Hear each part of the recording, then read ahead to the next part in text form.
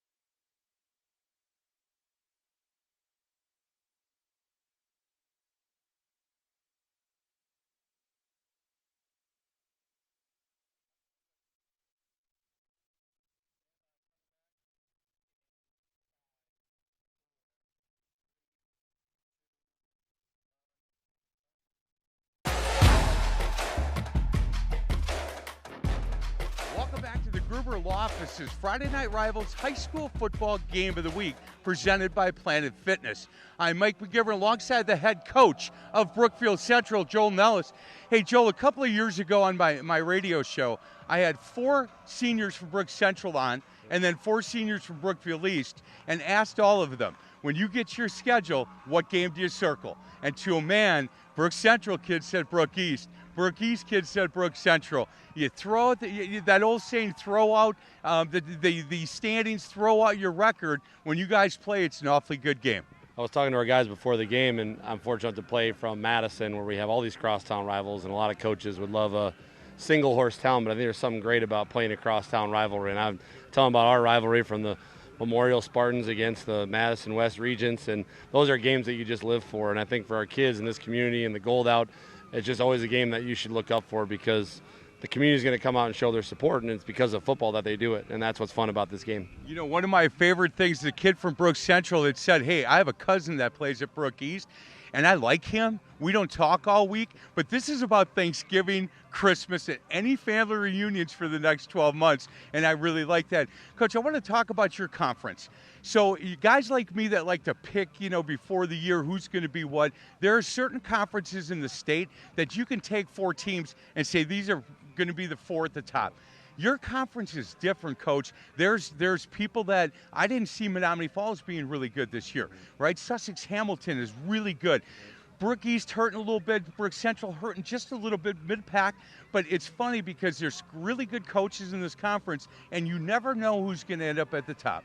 Yeah, and I think across multiple divisions, some are Division I schools, some are Division II schools, that plays a factor. And yeah, I think Coach Gum and Coach Kwasinski at Marquette, they have a really good thing going. The rest of us are just battling it out. Like you said, there's a lot of really good coaches, so every week you're going to get everyone's best effort, and it's going to be a violent, physical football game. And you got to play well and execute, otherwise you don't come out on top. You don't get away with much in this conference. Hey, getting back to this rivalry, is there a different feel? The week of practice, a different feel when it's Brookfield East, or is it just same old and here we go? No, I think, like you said, with the conference, it's just challenging because you have to do it. And right now, both of us are fighting for our playoff lives. And so that just makes it a little bit extra of an edge. I think our kids have known playing each other for so long through the youth programs and everything else. Not a lot's changed across both programs. And I think for everyone's locked in when it comes to this practice week.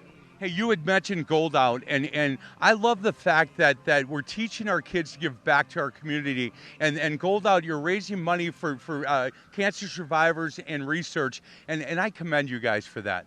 Yeah, I told our parents, we've had a lot of different kids in our program affected this, families. One of my college teammates, he had a son that developed a rare cancer when he was a 5-year-old, and that led to a lot of trauma, and he's now since recovered in remission, but it does a lot to families, and so any of the money that can go back to them and helping, and that's the thing that's been great, is that usually the money that we raised here has gone directly to helping families in our community, and I think it's an easy cause for everyone to get behind because we go to school with these kids, we teach these kids, their parents are here, and we want to do anything we can to support them. Hey, Coach, I really appreciate you doing this interview with me. I really do. Hey, we're going to get to a break. Bobby Brainerd and Terry Kelly get to the call of the game only on My 24.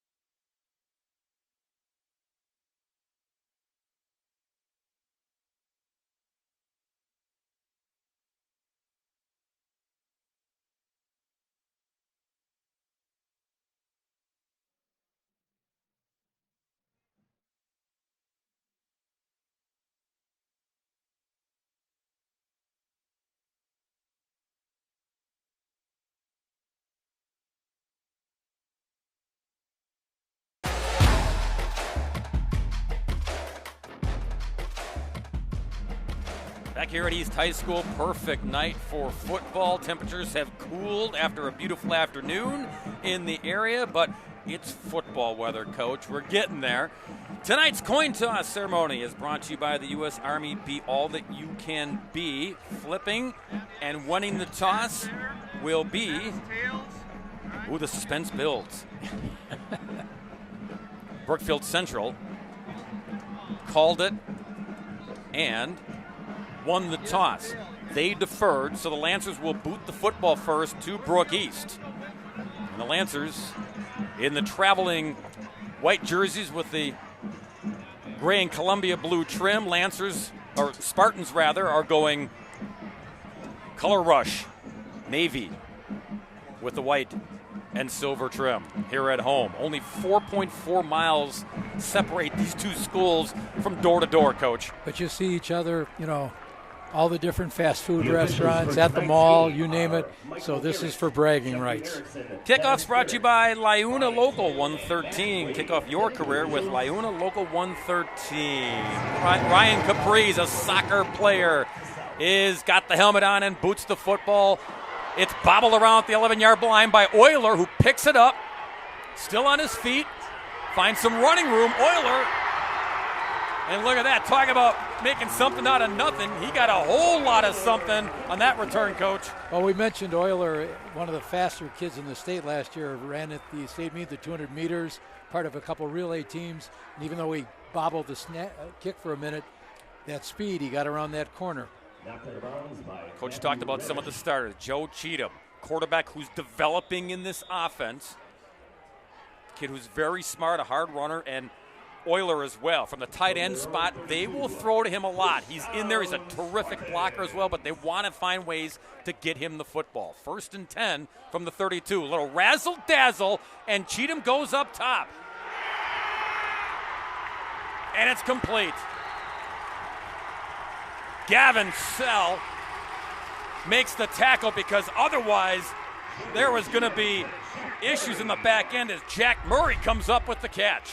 Jack, a starter on defense. They've been working him a little bit at tight end, and you saw that they lost sight of him on that razzle-dazzle play.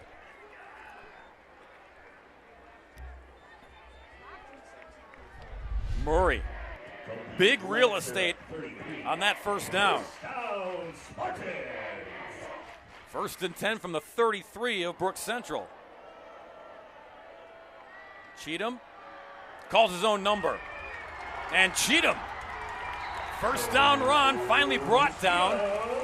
Brady Bloom was there, but not before Cheatham picks up the first down. And this was designed run, Coach. Right. The quarterback is reading what's happening with that linebacker. And Joe Cheatham got a lot of time last year. Matt Schminda, excellent athlete for East, got injured early in the year. So Joe had a number of years experience wrapped up last year. Starting defensive unit for Brookfield Central, Carter Wellsmith. He's a beast at defensive end.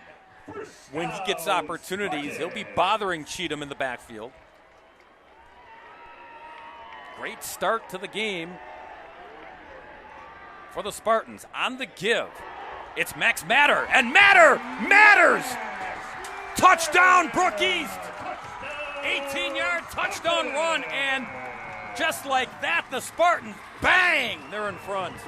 We mentioned that they're a young team. At different times during the season, they've started between 7 and 9 sophomores. Coach, Farley wasn't going to make that as an excuse. He said they've got to play like veterans now.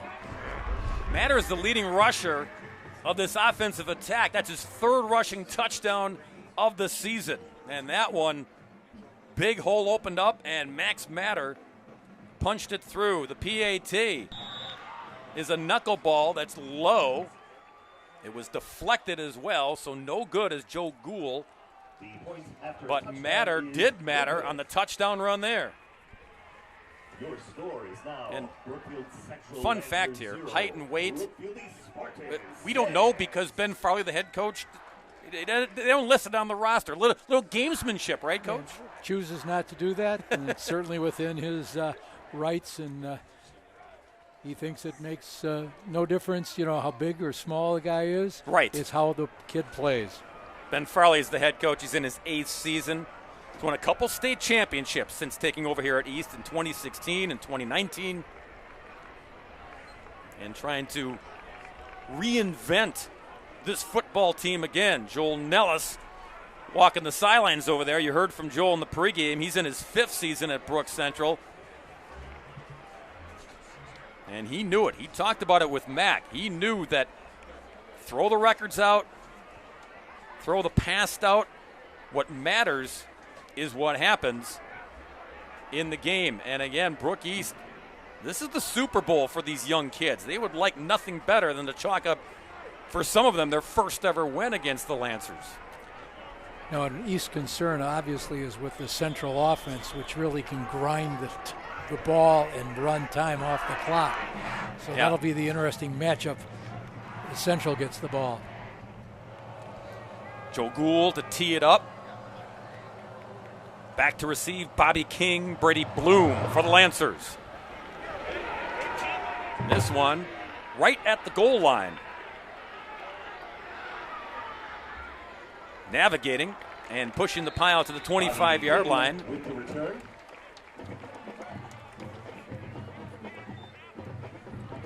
And now here comes the Central offense, led by their young quarterback, a sophomore coach, A.J. Seymour.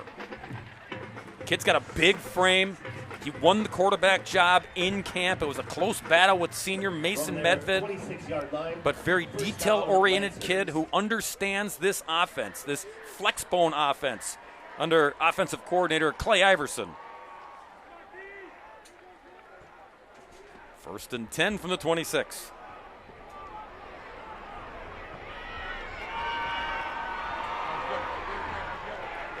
All the movement, and maybe some too much movement as a marker comes in right away. Mike Arndt is our referee. He and his crew. Two backs moving at the same Penalty's time. 5 yards from the previous spot. Still first down. Yeah, I think everyone in the house saw it. 5-yard penalty. You're going to see that when they do it properly, Coach, then there's a lot of movement going on in this offense as you look at the starting defense. And there's Trent Euler. He's going to be bothersome from that defensive end spot as well. Hopefully his speed will let him, get inside and disrupt that backfield. 1st and 15. Yeah, that's the idea for the Spartans. So 1st and 15 now from the 21. Boy, that was messy. Another flag down, and Seymour goes down.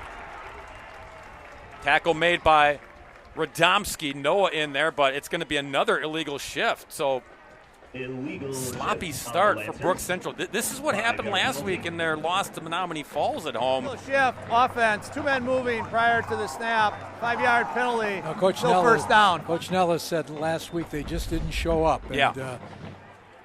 It's one of these things. I think maybe they're a little unnerved that East came down the field, scored so quickly.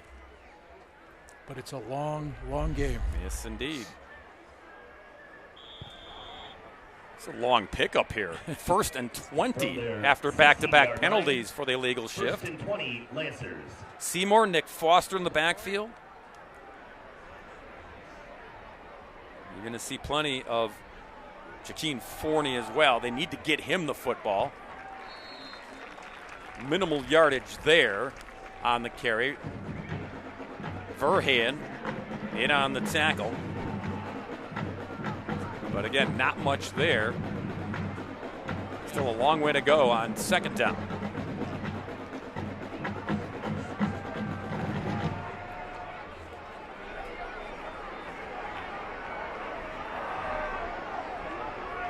Seymour, the sophomore, under center. 2nd and 16. Fake the give. Slippage. And heard a whistle. There was a whistle. Yeah. Nick Foster. So Foster on the On the carry. carry. Yeah, I heard it. You heard it, Coach. I think one of the officials thought there'd been a tackle already. Tackled by Jack Murray. But they played on, and they let the play go. See Seymour at the last second. Little flip there. But not much running room as Zeke Sewall was there to form a wall. 3rd and 16. Central does not throw a whole lot, but they may be forced to on this play. And trailing 6-0. Yeah, it's early. But if you're the Lancers, you don't want to get down big because then you are forced to throw. Right. Coach Nellis said we're not anti-pass, but point out a stat. Last year they threw for about 480 yards, but they ran for over 3,500. So, they're run first.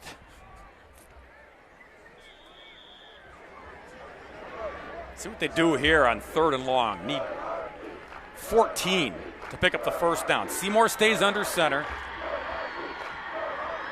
Toss it. Forney. And going nowhere. To the 30, that was it. Eli Sewell in on the tackle. This is a recording. Sewell is everywhere. It's 4th down. They had him bottle up, Coach.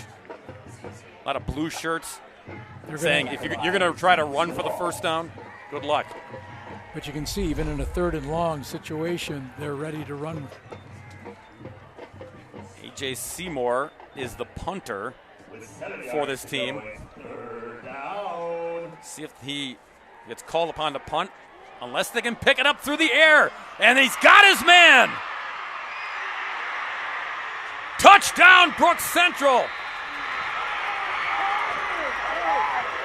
Wow, Coach, they don't throw often, but when they do, something happens, I guess. Jaden Blogg, the junior, wide open. How about it? And this is a nice ball.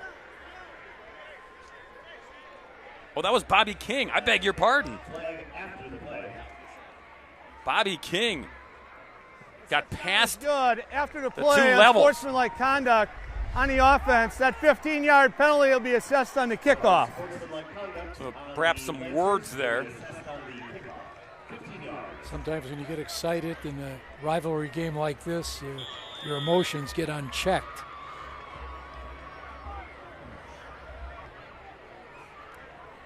Extra point for Capriz, the soccer player.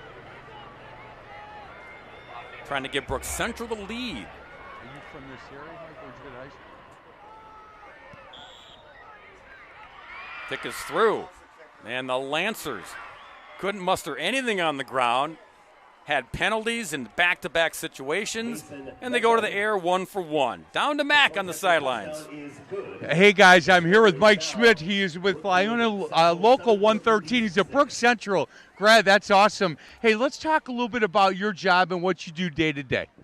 So, like I said, my name is Michael Schmidt, and I've been in the Laborers Union for 16 years, 10 years out in the field, and 6 years as an organizer. So what I do is I do a lot of recruiting in high schools and out talking to the general public with construction workers to try to let them know what opportunities are with us, and it's great opportunities. Any parents or students that are listening, this is a great career path for your kids, great family supporting wages, benefits with great health care and retirement, pension check every month till the day you die, and no student debt going to college. So it's a great career path with that.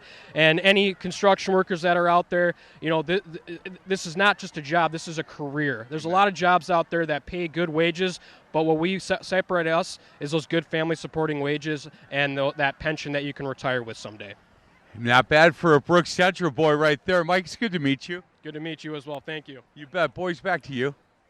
Brooks Central guys, we know how to communicate. You might have a slight bias there, but, so often when you have a running team like Brooks Central, you're not alert to the pass. But I know Coach Farley and Coach Jack Steger talked to their team repeatedly when I was at practice about you got to read your key to see if that pass is coming up. Capriz to boot it way back at the 25 after the 15-yard unsportsmanlike penalty. So Euler going to give his team really good field position here. 28 marker comes in. Euler gets dragged down from behind, and another marker comes in. That's going to be a horse collar, but we'll see what the first penalty is. Might be offsetting here when it's all said and done. Mike Arndt will sort it out. See if we get a block back in the block. Easy for me to say, block in the back on the sideline there. Yeah, I think you're right, Coach. I think you're going to get block in the back first on East, and then the horse collar tackle on Central after that. Mike Arndt checking with his guys. Both teams. During the return, illegal block in the back, return team. Personal foul, face mask on the kicking team. The foul's offset, will re-kick. Now we're going to do this all over again. By the way, reason that I didn't have Bobby King right away is that I got myself a bad program here, Coach. They gave Bobby King a different jersey number. He's now wearing 13. He did have 25.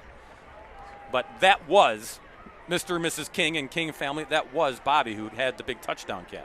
Well, that way they'll know whom to address the letters to Yes. this week. Yes, please. So, again, we're going to go all the way back to boot this at the 25-yard line because that penalty that happened after the touchdown catch is still in effect. But, again, we saw Trent Euler take the opening kickoff, set his offense up in great shape. They go down and score a touchdown. You know he's going to try to get the football again here, try to give his team great field position to operate once again. Illegal block in the back on East. Face mask penalty on Central.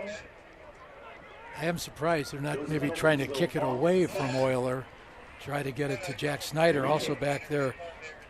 Jake Snyder back there at about the 15. Oh, now they've noticed they've moved the ball over to the hash. Yep, try it from over here. Try to kick away from 0. And again, Capri's going to give it as much leg as he can from the 25-yard line. Good kick. Fielded at the 25 on the run.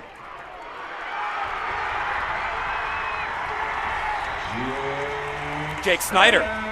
You called it, Coach. East is daring Brook Central. It doesn't matter who you kick it to. We're still going to come up with big chunkage. I said one of the keys to this game was going to be special teams need to be outstanding for East.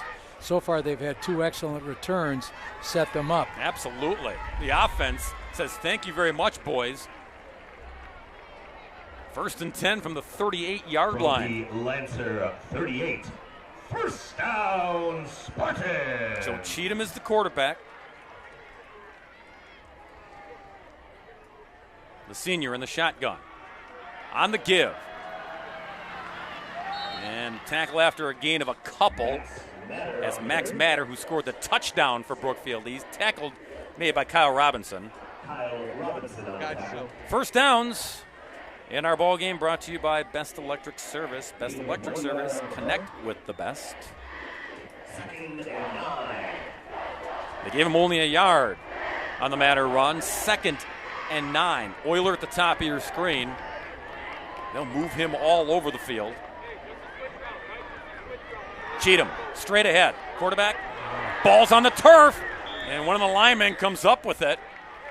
Brady Bloom might have popped it away. Grant Pankow, Johnny on the spot. Brady Bloom, recovered by Grant Pankow.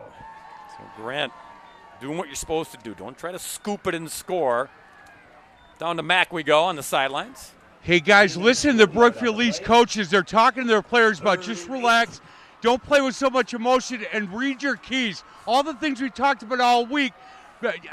Trust your eyes, read your keys, and play. Back to you, boys. Cheatham, ball's knocked down. Batted down. It's incomplete. Pass by Joe Cheatham is knocked down. Kyle Robinson, I think, got the big paw up in the air to flatten the Cheatham attempt. So now it's 4th down. We're at the 36-yard line.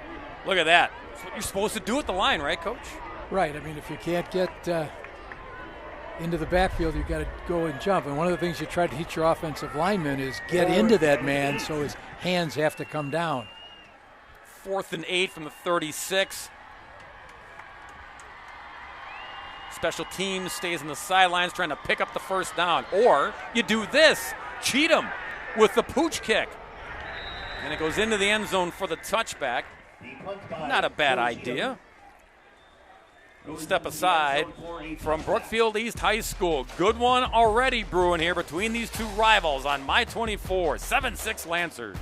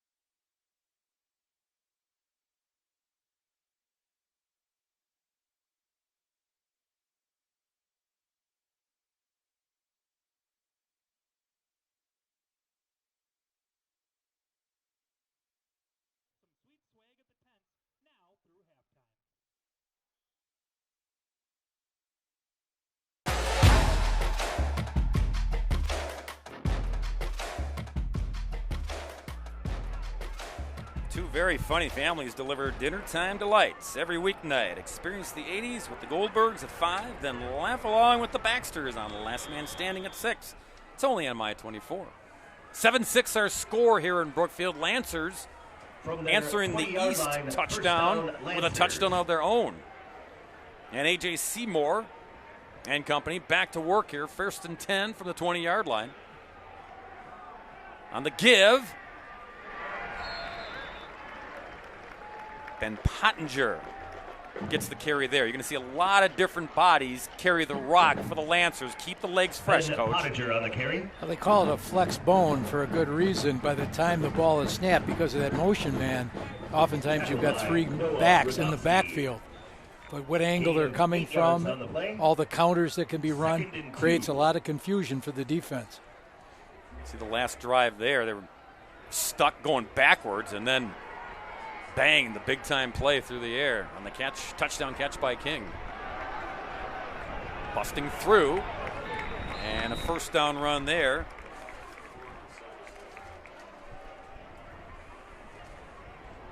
Gavin Sell on the carry that time. And Logan Fry. Gavin's listed as a wide receiver, but even the receivers, they line him up in the slot, they line him up in the backfield, Coach. Lancer first down. Picked up the first down at the 32-yard line.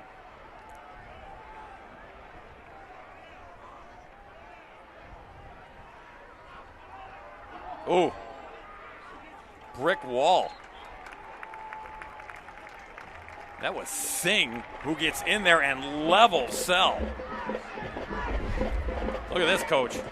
Ball Singh coming in with the tackle. One of the ways you can try to attack a team that's going to run the option is try to tackle the mesh where the quarterback is riding that ball. That time Iqbal Singh did an excellent job. And a lot of times you're trying to guess. You're trying to jump the gun right at the snap and guess who's getting that ball. And Singh did just that. 2nd and 11. On the toss. Catch and carry, Forney. Not much there. Gets them back to a 3rd and 10 situation as Eli Sewell's in on the tackle. Eli Sewell. Boy, the Swalls everywhere, right, Everywhere. Coach? Well, the Brookfield coaching staff, Clay Iverson, the offensive coordinator, and Joel Nellis, feel that their offensive line is really starting to develop.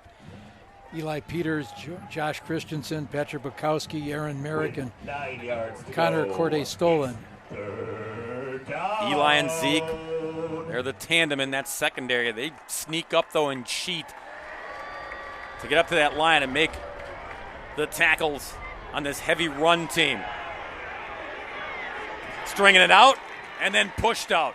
Nicely done by the Spartans. Jack Murray finishes off to force 4th down. Jack Murray on the tackle. Coming over from that linebacker position, we mentioned he's the leading tackler for this team as a sophomore. Gain of 2 yards. And it's 4th down. Yeah, that's just good defense. One guy is in pursuit, pushing him OB, and then Murray just traces and says, you're not slipping past. Punting situation for the Lancers. Seymour is the punter. Always dangerous to have your QB kicking. And not a good kick, however. This one goes out of bounds. Spartans are going to be in great shape once again, trailing 7-6. Each week, we will highlight a hit of the game. It's brought to you by the Milwaukee Admirals, who they just poured the ice, Terry. They're getting ready for hockey. Well, a little bit of nip in the air tonight, I know, but I want, not quite that winter. I want summer to stay. It's so short. East in great shape once again, whether it's the kick return putting them in great shape or the short punt here. They got 1st and 10 at the 40. Empty for Cheatham. He swings the pass. Catch and carry, and then nice burst. Pushed out of bounds is Max Matter. Well, Matter, he's great speed coach. Right, I mean, he's done well. Once again, another one of those sophomores contributing to the team's success. Cheatham on the year is connected on 45 of 84 passes. and is really starting to kind of emerge. Second and 4. I said Matters stepped out at the 46-yard line, so a gain of 6. Second down and 4 now.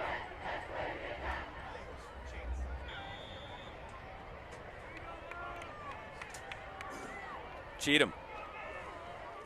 Shotgun. Couple of receivers up top. And again, 14 gets the call. Gets the carry, gets the first down into Lancer territory. And a fresh set of downs for Brook East. Ran that quarterback power that time. So far, Joe Cheatham's run for 181 yards on the season. He picks his spots, coach. He's not run heavy out. I need to carry the mail all the time. But he's checking things at the line, and when he sees an opening, then he'll take it. First and 10 at the 48 for East. Go back to the ground and Matter. And Matter, slippage there a little bit. Wrapped up after a gain of a couple. Well, East has been challenged a little bit offensively so far this season. So, they weren't able to take advantage of that excellent field position their last possession. They've got to try to make this one pay off. Come back and answer that score by Central. Second and 8 at the 46.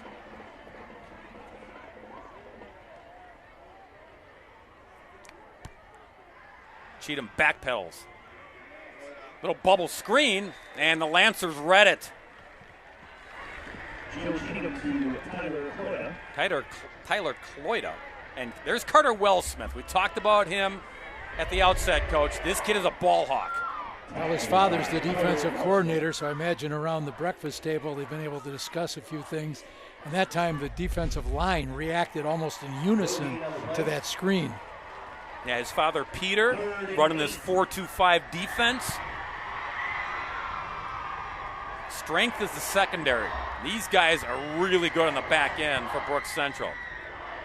They're waiting for it here on 3rd down and 8. Coming their way, Cheatham going to try to pick up the first down on his own. He ain't going to get it. And actually, that wasn't Cheatham. That was Zeke Sewall who stepped in to take the direct snap.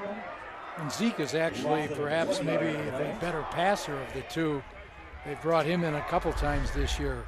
He's trying to do his Cheatham impression here. So they slipped number 10 in there for the play. Didn't get the first down. And clock's going to wind down here. Flip these teams in opposite directions and get ready for the second quarter of play. At the end of the first quarter, the score is 7-6. Our score here in Brookfield. The Lancers lead the Spartans on Friday Night Rivals.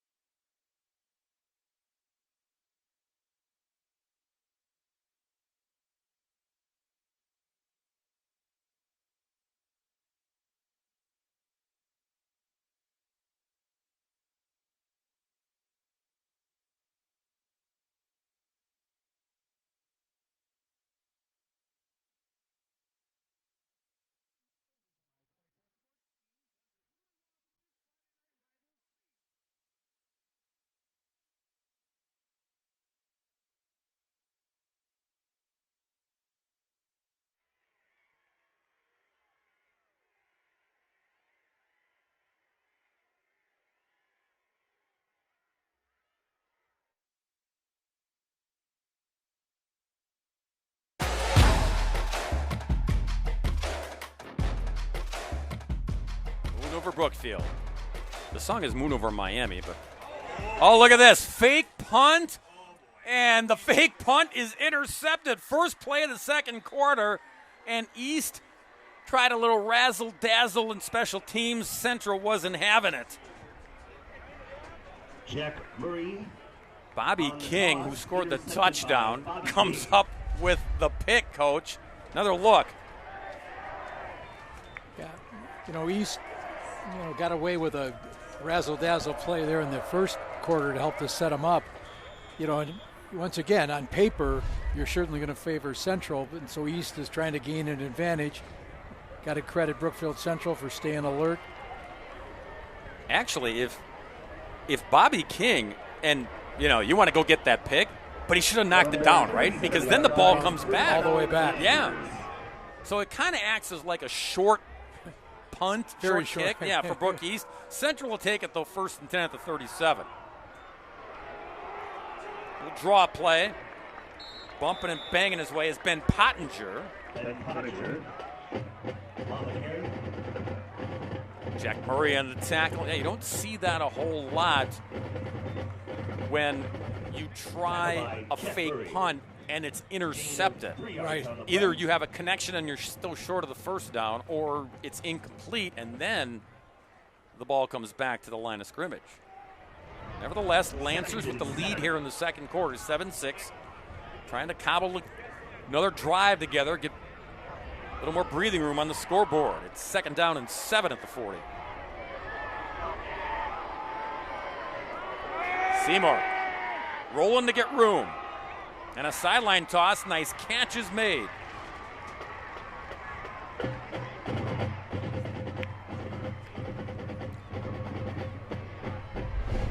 I'm sure that defensive coordinator Jack Stager is telling his players, when you see that offensive lineman's head come up, they're in pass pro. They're not doing their run.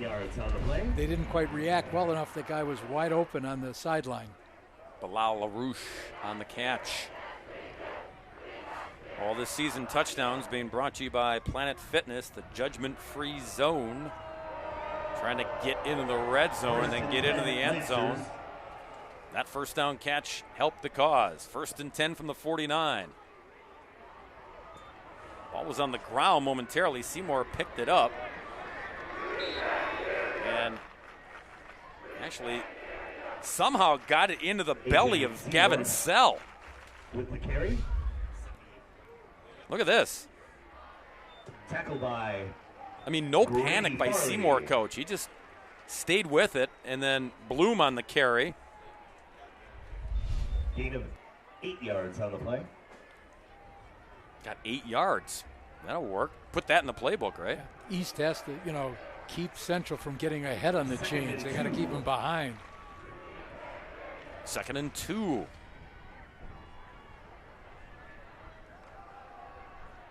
First down run. Bloom again. Brady Bloom on the carry.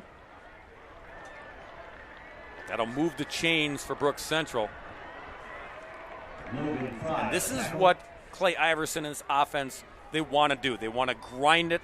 They want to run clock. They want to wear down defenses. Right, and they like running to that left side where you've got Eli Peters and Josh Christensen, Patrick Bukowski at the center.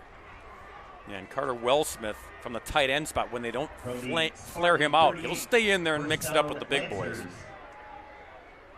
1st and 10, the 38-yard line of Brook East, and timeout called by the Lancers. That's their first charge timeout. That's their first. 2 remaining here in the first half. I don't know whether offensive coordinator Clay Iverson saw something in that defense he didn't like. Go to the Spartan Athletics website. Hey, Mac, what do you got from the sidelines? The 2 boys from Best Electric. Got to be honest with you, Bruce, you're so proud of your son, and it's great to have you guys. Kind of a boys' night out tonight. It is a boys' night out. His fiance's out of town and my wife's out of town, so we're having a boys' night out here. What a better way to do it. Hey, again, work is good. You're giving back to the community with teaching and all the things you do. Yeah, I enjoy this. I enjoy teaching. I enjoy giving back. Nate, the big news at Best Electric. You guys this week, you're able to sell some things that you weren't able to do before, and we just want to keep it at that, but generators. Yeah, absolutely. We've started getting into the generator world, helping people with the fun power outages here in Wisconsin, especially the winter. Keep the lights on, keep the heat on. Man, you need a generator. I would go to Best Electric and see these boys. Guys, good to see you, Bruce. It's good to see you. I'm glad you got here. Back to you, boys. Boy, Bruce, a night out, trouble. Especially with the better half out of town. Good to see those gentlemen, as per usual. Out of the timeout, 1st and 10 at the 38. Quick give, quick burst, and then tripped up is Brady Bloom again. And without the trip up by Eli Swall, that had potential, Coach. Bloom has very good feet, excellent basketball player as well. This season timeouts being sponsored by Uplift Wisconsin. Here, when you need an ear. That was the Lancers' first timeout that they used here in the first half. So 2 remaining. Brook East has all 3. Pick up a 5 there. So 2nd and 5 from the 33. 2nd and 5. Foster flanked tight on the left. Bloom, as Foster moves and gets the pitch. Nick Foster, and fighting and scraping, pushed out of bounds by Nick Bowen. Nick Foster on the carry. Going to come up a yard or 2 shy of the first down. So 3rd down awaits for Brook Central. Good pursuit from the inside out that time by the East defense. The only trouble is 1st down, Brook Central keeps getting 5-6 yards.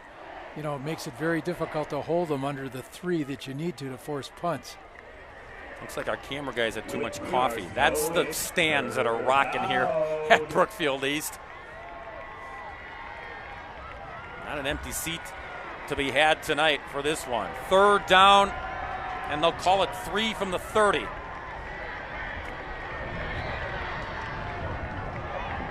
Keep it on the ground. See where they spot it. Time here for Hean was there for the wrap-up. But enough for the 1st down. And again, just hard, tough running there by Bloom. He knew where he needed to be, Coach. Yeah. Very shifty, quick-footed. So the drive continues for the Lancers. 27-yard line now is where they set up shop.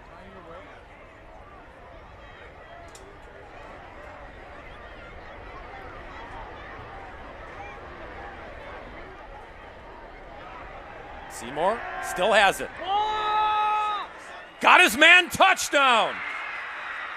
Nick Foster reels it in for 6.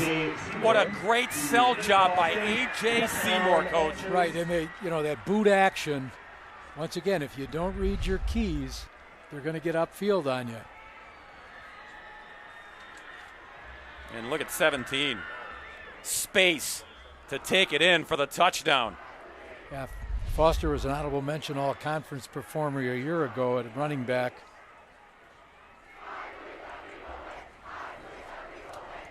So surprise, surprise, Brookfield Central has 2 touchdowns and both of them through the air.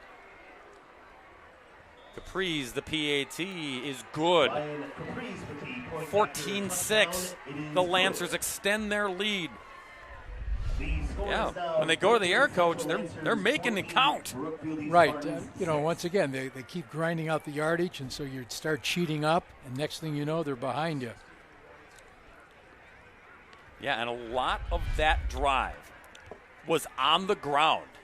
So they were setting the table, baiting Brookfield East, and then once they got in position, little play action boot, and Seymour delivered. Wait, Seymour's only a sophomore, but you can see he has evolved as a quarterback. He's grown and matured.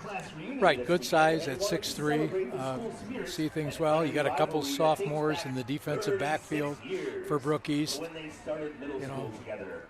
Welcome Spartans and Lancers from the class So now Capri's will tee it up for the Lancers. Euler, Snyder, Sewall are all deep.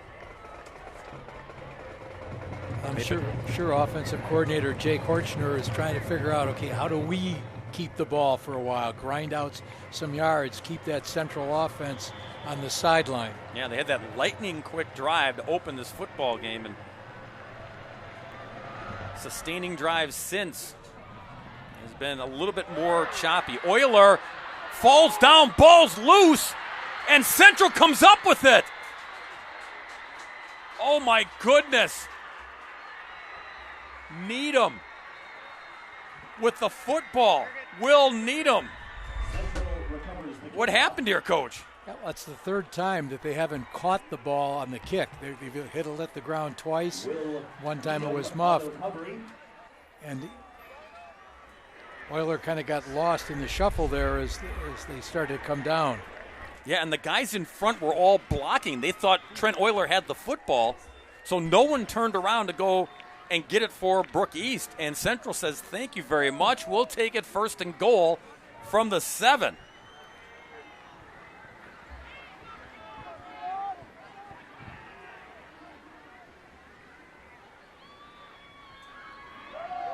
On the give. Met at the 3-yard line. It'll be second and goal this season when a team gets inside their opponent's 20, like the Lancers have here. They enter the Bryant and Stratton College red zone. Bryant and Stratton College, built different for you. Horchner on the carry that time. Couldn't punch it in, but got him closer. So now second and goal from the 3. Once again, they ran to that left side. But I've noticed that they've got wider splits on that right side. See if they'll come back to that, try to run a little option that way. Which pot?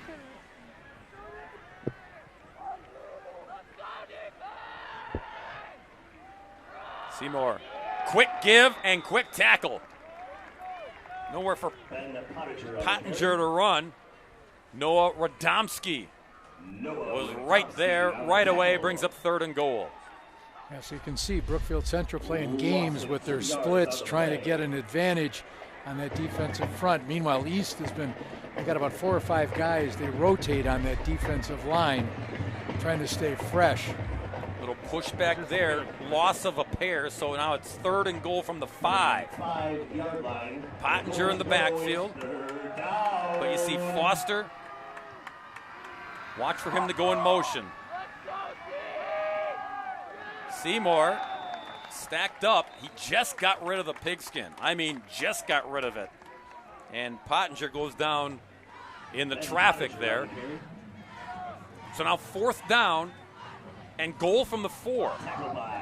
It looks like Central's going to go for the field goal here. Yeah, after the turnover on the kickoff, 3 points would hurt Brookfield East. So you take the 3 if you can get it. Taking a timeout.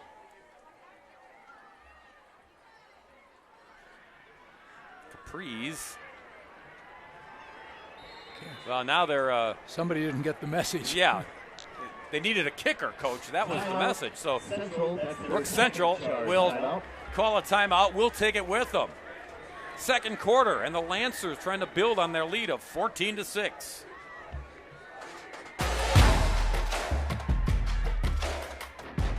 By 24 weekdays bring you the stories that will lead.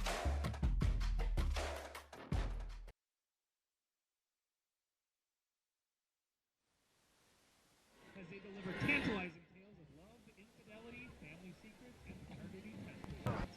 Good Talking weekdays.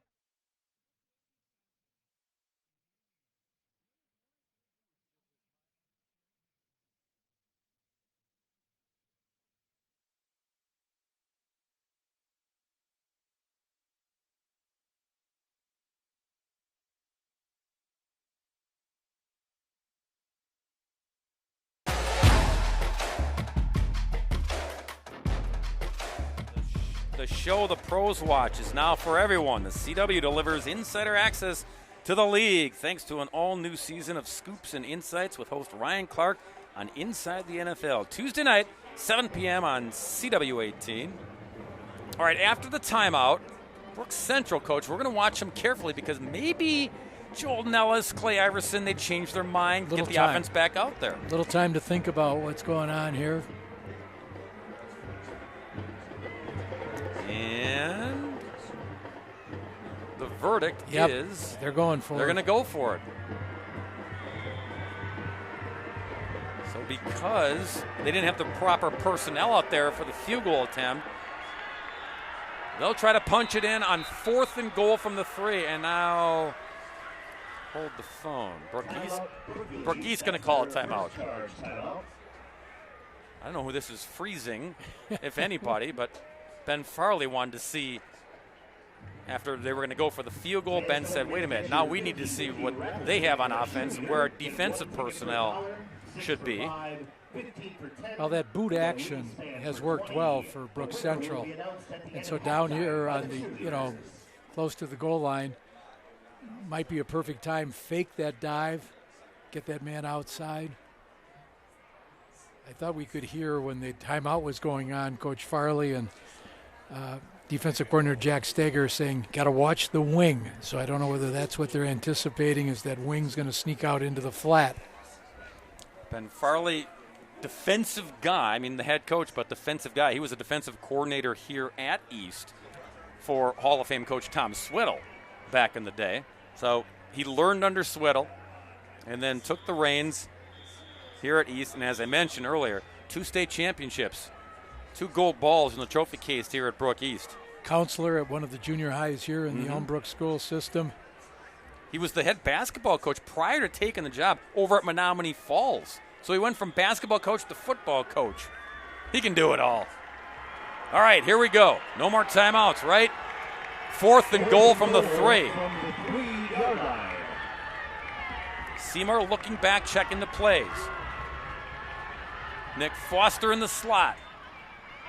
Toss. Is there room? And no! Did not get the pylon.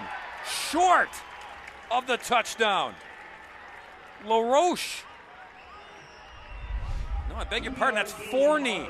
Forney trying to get there, coach. Oh, just missed. And Eli Sewell. He was stepped out. Good call by the official. Eli dragged him from behind and pulled that foot OB before he touched the pylon. So no touchdown for the Lancers. East takes over, ball inside the 1. Excellent defensive stand there. However, now you've got East with their back against the wall. Yep.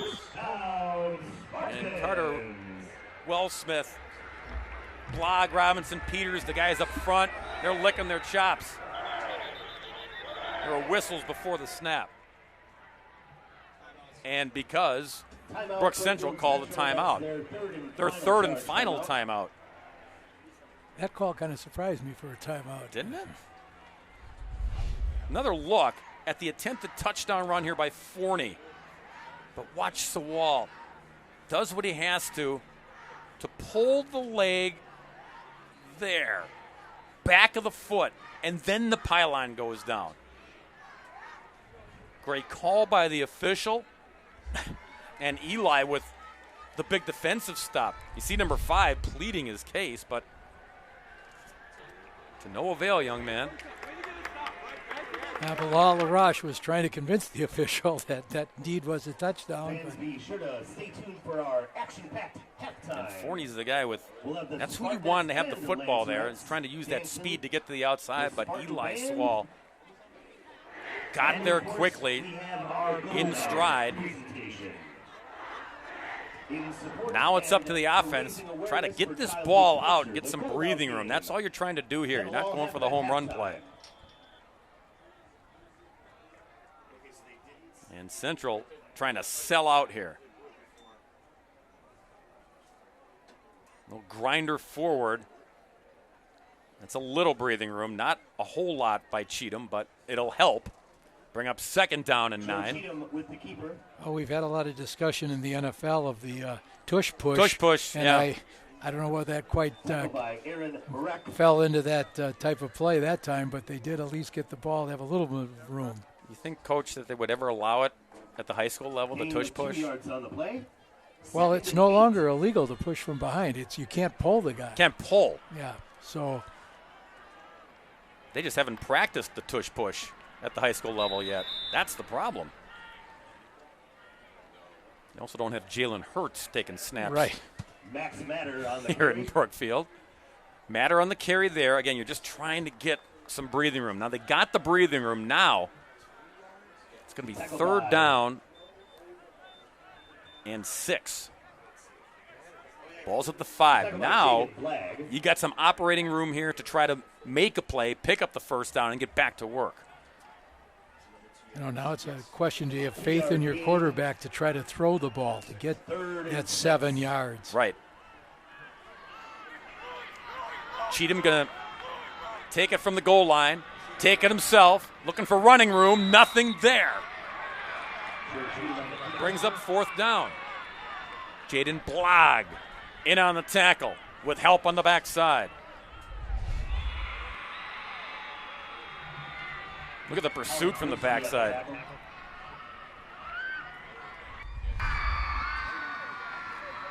Nice work by the Lancers to diagnose that Cheatham was going to take off with it quickly.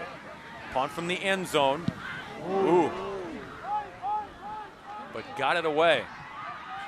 On the move, Bloom. He's gone. Think so? You might be right. You might be right. Almost. But damage done by Brady Bloom. Inside the 5 on the punt return. We talked about Brook East special teams. How about the Lancers coming up here? And once he got to that corner, they had the wall set up. And then the zigzag route is on for number 2. Well, they didn't cash in after the fumble on the kickoff. Went for it on fourth down, didn't get it. Another golden opportunity here, however. First and goal from the 3 for Brook Central.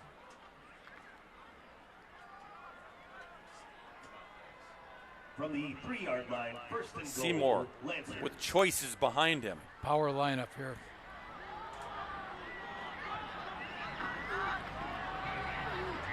And I'll tumble for you right into the line.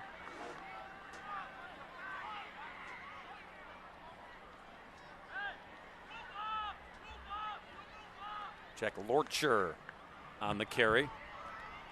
Courier on the tackle. Gain of 1, second and goal from the 2. Asking a lot of your defense here to try to make 2 stands in a row. Yeah, they made 1. Can you do it again, boys? That's what Coach Farley's asking his guys to do. Seymour. A little bit of a tush push there. And looking at the officials for the signal. Touchdown! He had to unpile all the bodies. But Seymour puts it in. The sophomore calls his own number, makes it 20-6. PAT coming. Yeah, Seymour on the year is averaging about 6 yards a carry, so he certainly is more than a capable ball carrier. And look at all those linemen for Brook Central laying in the end zone. That's what you want. Get that push. Get the bodies up front, moving the bodies in front of you. And if you do that, then Seymour can take care of it. Caprice for the PAT.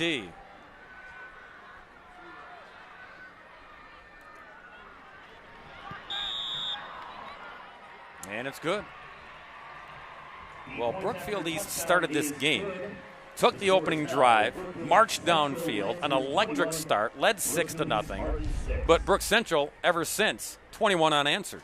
Yeah, East has been, we mentioned earlier, was challenged so far offensively this year, and that can't do that against a team like Central that wants to grind. And then added to that grinding, now they've hit a couple of passes. Coming up, Wendy's halftime report. We'll highlight this week's West Bend Insurance Scholar Athlete nominees, meet a few of our sponsors, and take a look at the Carthage College first half highlights. Carthage College. That's where our partner John Weiser is tonight. He's down there kissing babies, shaking hands. Free dinner. Yeah, having cocktails, buying rounds. He's a Hall of Famer now. So, well, known affectionately at Carthage as the Voice, and over the years he has broadcast so many different sports there. Jack of all trades, man who wears many hats. Congrats, sir. We'll keep the booth warm for you next week. Capri's to tee it up. Again deep for Brook East. Sewall, Snyder, Euler. And they just cover it up at the 35-yard line after the last issue they had on the kick. Playing it safe there. Evan Hillary on the return. Down to the sidelines we go. Mac, what do you got?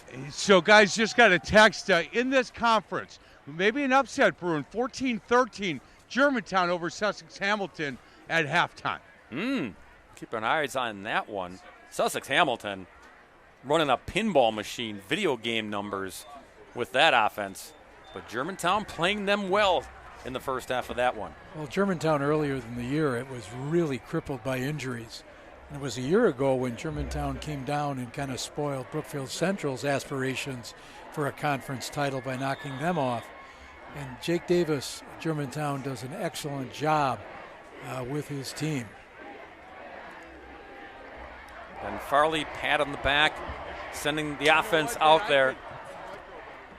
Be interesting to see what offensive coordinator Jake Horkner decides to do with 2 minutes, 44 seconds left in the half. Yeah, you got 2 timeouts remaining as well. Cheatham in the shotgun here on 1st and 10 from the 34.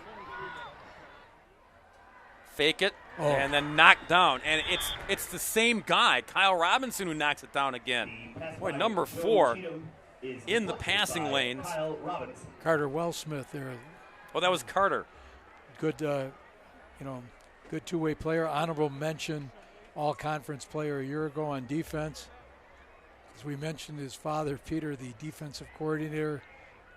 Imagine there might be an extra serving at dessert this week for him. He's earning it. 2nd and 10. 2nd and 10 from the 34. Cheatham dancing around. Nothing. Cheatham on the keeper. That was Robinson engulfing the East quarterback. And he says, you're not getting anything in my neighborhood. 3rd and long for East. Yeah, Robinson on the year at 16 tackles and 6 tackles for loss. Nice size, 6'2", 225. Good lateral movement.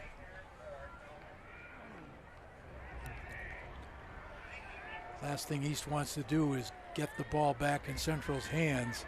Yeah, and they know coach.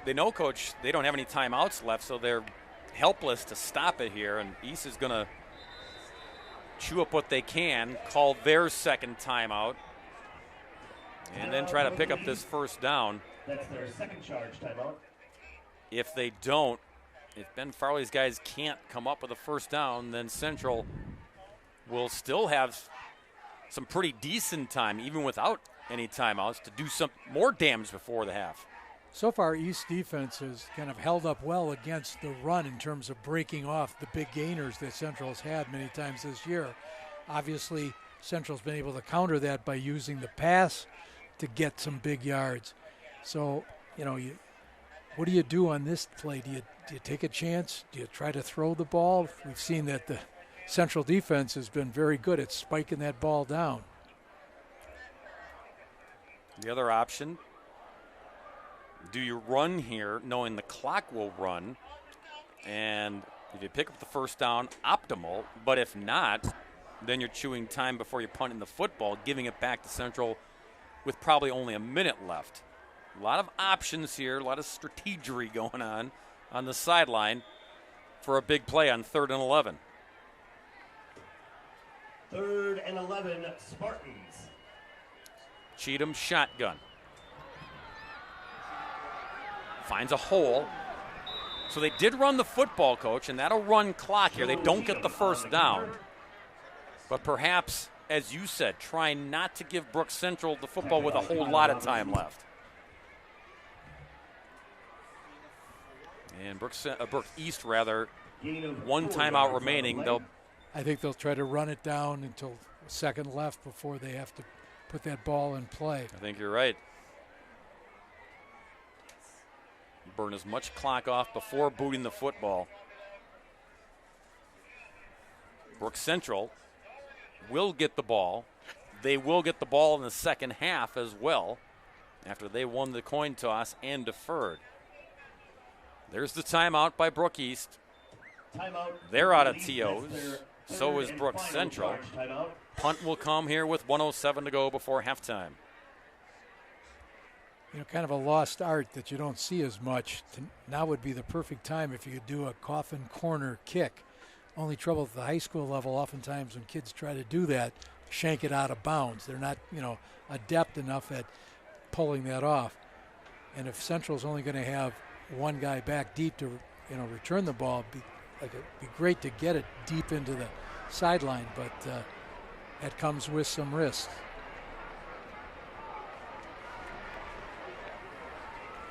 We've seen them try to fake it once, and that didn't work. Brook Central intercepted it. Yeah, optimal here is just get the football off cleanly. Jack Murray's back to boot it. Bobby King, Brady Bloom deep for the Lancers. Or rather, just Bloom this time.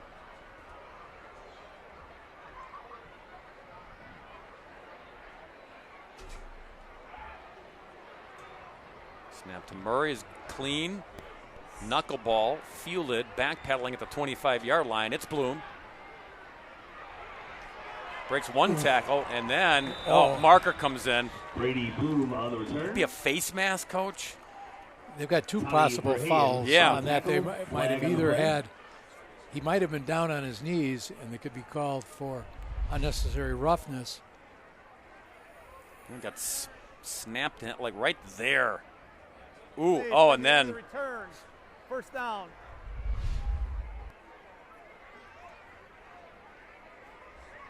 Did they pick up the flag? Did they pick it up? Maybe. I thought it was going to be late hit. I think it was the punter, Murray, who came in there and had a little extracurricular. Brook Central's getting called for the penalty. Okay. Illegal block in the back by Central. Block in the back is the call. 10-yard penalty Central. from the Nothing for the hit on Bloom. So it works for East. They get the punt, they get the penalty, they push them back to the 26 with 56 to go. Again, no timeouts remaining for the Lancers. Seymour, little counter to Foster, running room. Finally dragged down at the 45-yard line. Nick Brown, the tackle, but there was a lot of real estate there, and that was danger zone for East. They run that little counter back to the wide side of the field. First down, Lancers. From the 47, Seymour, quick hitch, quick toss. And tackle made inbounds, so the clock will roll here. A.J. Seymour to Bilal LaRoche. LaRoche on the catch. Lancers getting up there in a hurry. Gain of 9 yards on the play.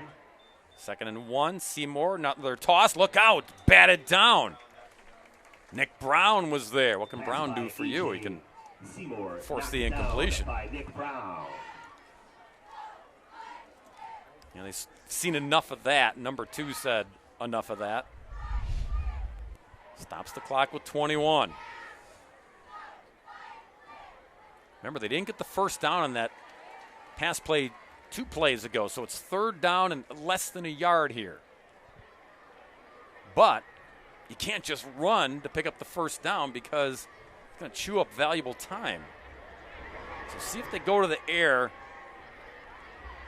3rd and 1. on 3rd and short. Seymour wants to go to the air, and instead he is going to go down on the rug. It's 4th down, and I think Brook Central will just let it run out, and they will.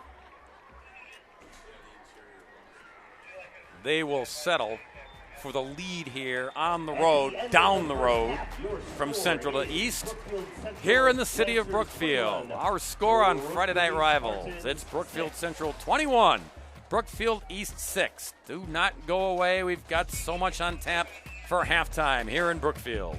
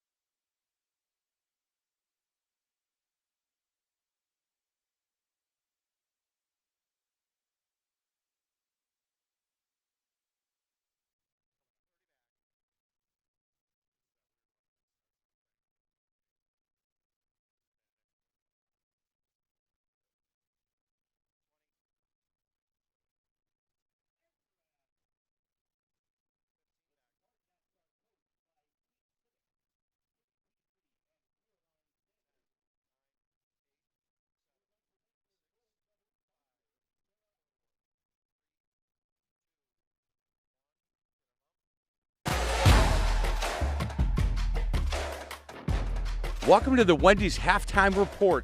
I'm here with Sheila Mickey, and she is the Regional Marketing Manager for Bridgman Foods. First and foremost, thank you so much for your partnership on Friday Night Rivals. Thank you, Mike. As a local Wendy's franchisee here in Wisconsin, we are proud and happy to support these students and these communities. Hey, I've been around sports for a long time. Your youth sports Frosty program, it's just a hit, and you guys have been doing it for a while. Thanks for that. Thank you. Yes, any youth athlete, 18 years or younger, can come to Wendy's in their uniform and get a free small Frosty. Who doesn't love a free Frosty? A lot of teams take advantage of that. Coaches bring their teams in. They do, and everyone enjoys it, and the families can sit down and enjoy it. It's really terrific. Hey, so the breakfast menu has been a huge hit. Baconator is my favorite. Good. Yeah, let's talk a little bit about something new going on right now. Right now we have the 2 for $3 Biggie Bundle. You can choose from a biscuit breakfast sandwich, a seasoned potato, or a coffee. 2 for $3. Great way to start your morning at Wendy's. Boy, for somebody who hasn't tried it, this would be a great time to try it for sure. Hey, the Dave Thomas Foundation, you guys do a lot of work in all kinds of different communities. Adoption is a big part of it. It is. Right now, for just $1, you can buy a Boo Book and you get 5 free Junior Frosty coupons. And all the money goes to the Dave Thomas Foundation for Adoption, and it helps kids right here in Wisconsin who are in foster care find their forever families. You know, Sheila, when we talk, you guys are always giving back to the community, and thank you for that. And again, it's so good to see you. You too. Thanks. Thank you, Mike. Boys, back to you. Halftime here at the Gold Out game. We'll talk about that as the game progresses here. Right now, our score at the half is 21-6, Central over East.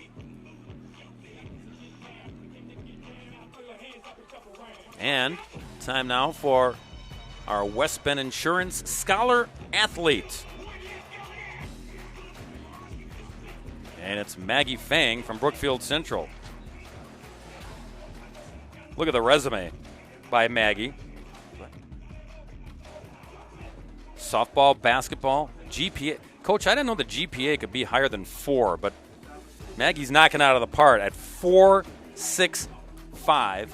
Softball, basketball. She's been selected as an AP Scholar with distinction and a National Merit semifinalist. She's a first-team all-conference selection in softball, has been her team's captain and MVP. She's committed to play softball at MIT in Massachusetts. Maggie's active in Key Club and DECA, is a Hope Squad representative. She also volunteers at the Medical College of Wisconsin. Maggie chosen as a distinguished young woman of Brookfield as well. For Brookfield East, Ryan Berghauer. Ryan competes in soccer and baseball and carries a 4.129 GPA while including multiple AP classes in his busy academic schedule.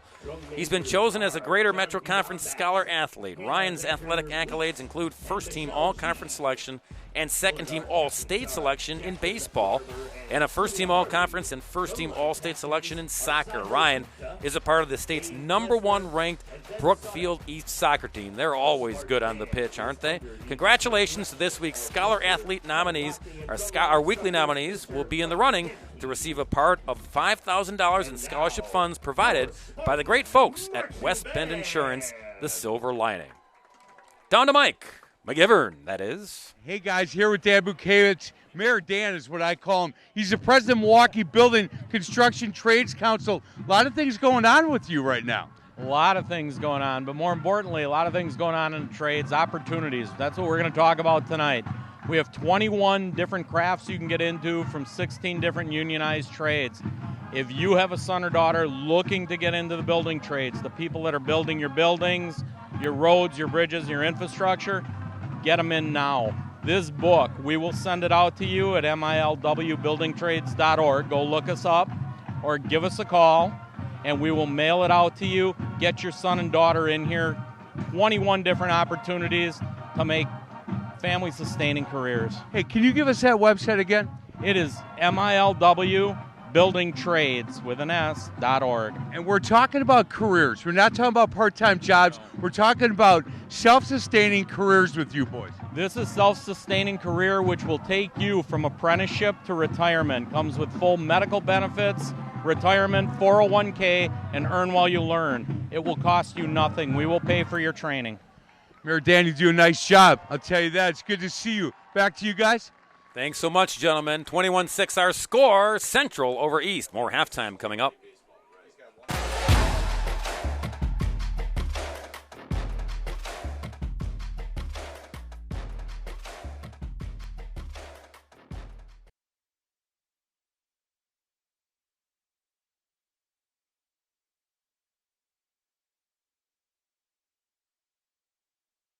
Hamilton tonight. Are they? Yeah, 14-13. Huge. I don't pay enough attention to high school sports. That's all right. No worries. What year did you graduate?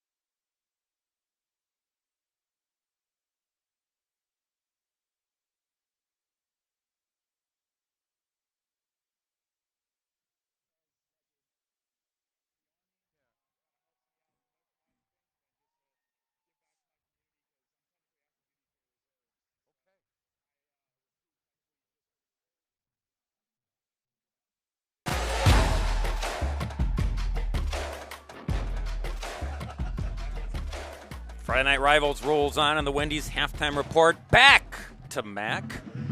So, guys, Sergeant Jake Mance, he is a Germantown grad, 2015, and talked a lot about why he joined the Army. His family is so proud.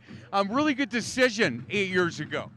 Yes, sir, that's correct. So pretty much, I was looking at trying to get school paid for, just kind of get some foundation. Didn't exactly know what I wanted to do just yet.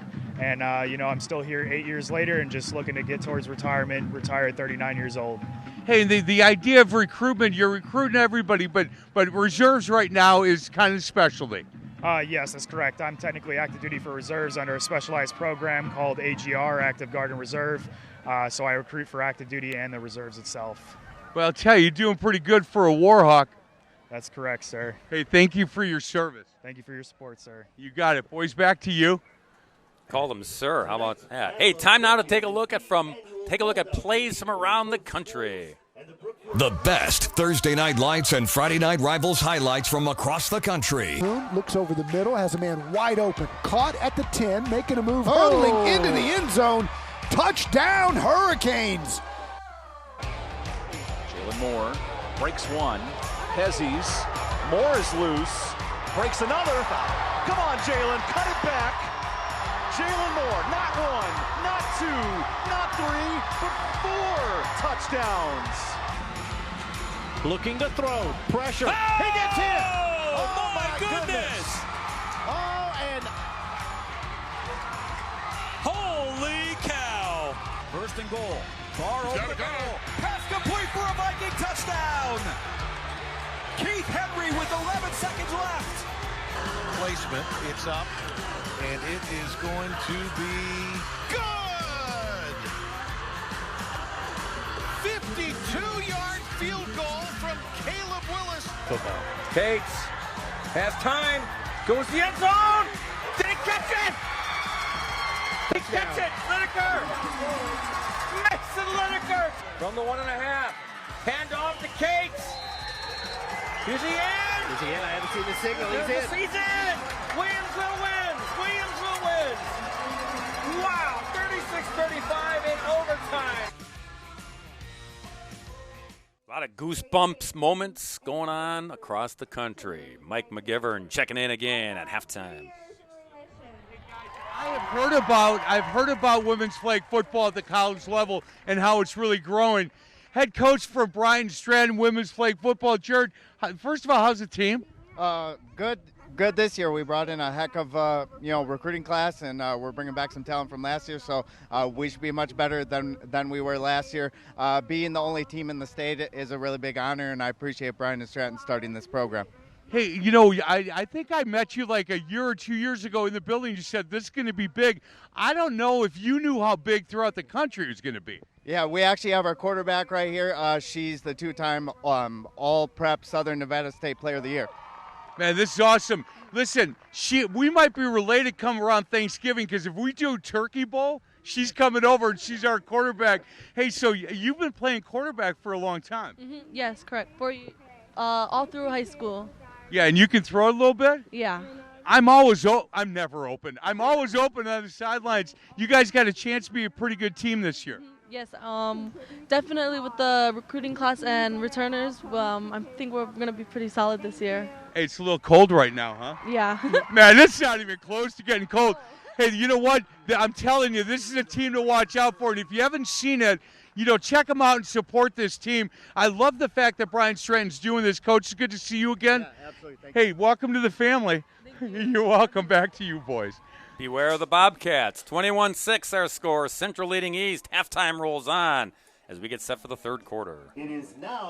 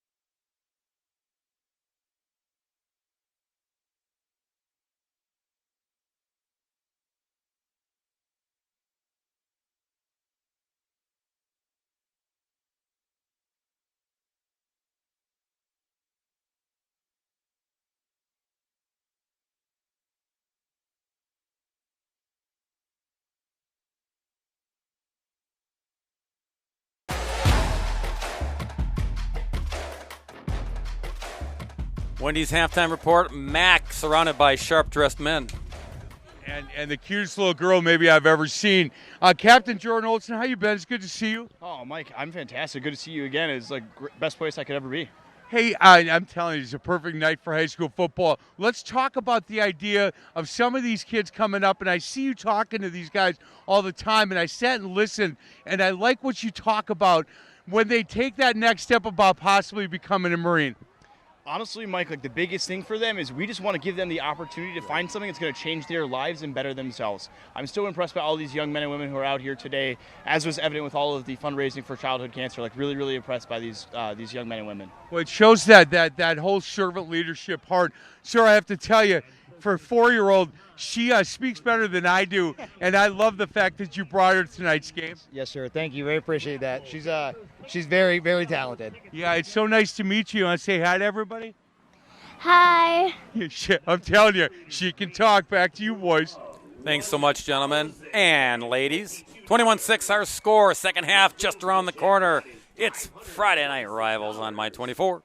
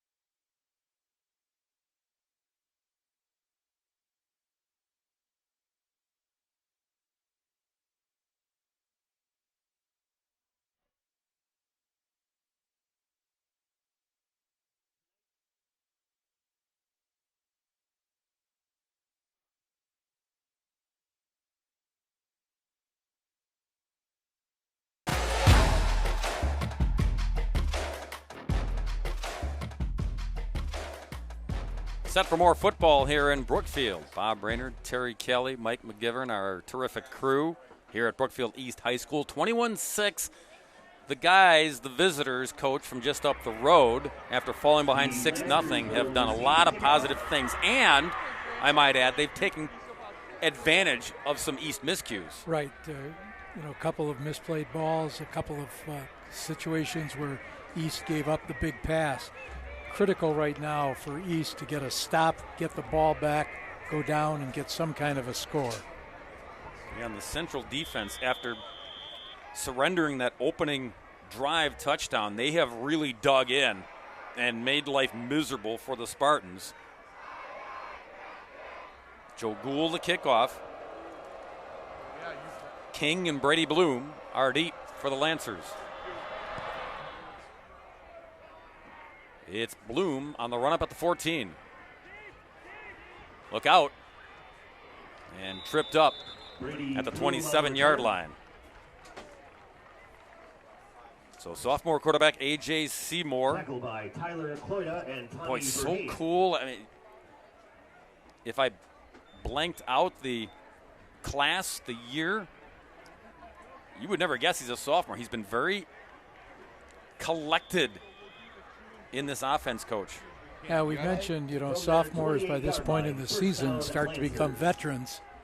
That's getting displayed this evening. From the 28, 1st and 10 Lancers.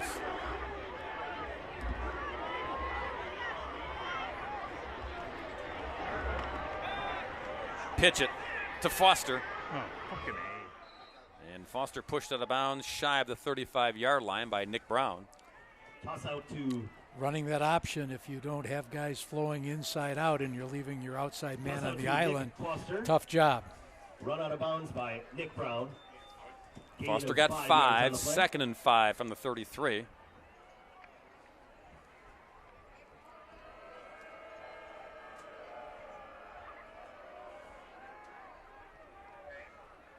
Seymour long and lanky. Long way down for him to crouch down and take snaps under center. And a little delayed draw. Going to be a couple on the pickup. Jake Snyder on the tackle of Ben Pottinger brings up 3rd down. And what we're doing, Coach, we told you at the outset with Central, it's all hands on deck in this backfield. We're calling all different numbers and different names. That's what they try to do. Again, keep the legs fresh, keep you guessing as a defense. Yeah, they really spread the ball around. Last year, their quarterback, Drew Edmond, fantastic runner, ran for over 1,200 yards and 15 touchdowns. This year, it's more a committee handling the ball carrying. Absolutely, and that's what has helped A.J. Seymour settle in as the sophomore quarterback. 3rd and a couple. And we got a whistle before the snap. Offense. 5-yard penalty.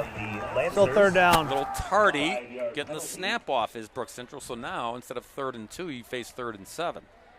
One of the things we've seen East do to try to disrupt the blocking schemes for Central is they're stemming just prior to the ball being snapped. You're going to see them move one direction or another, try to goof up the blocking schemes. 3rd and 7 now. East. Quick toss. Ball's out. East has it. And the officials agree. Catch was made. Ball was jarred loose. Eli Sewell comes up with the loose change. Exactly what East needed in the 3rd quarter here, Coach. Now they've got to be able to take advantage of this opportunity.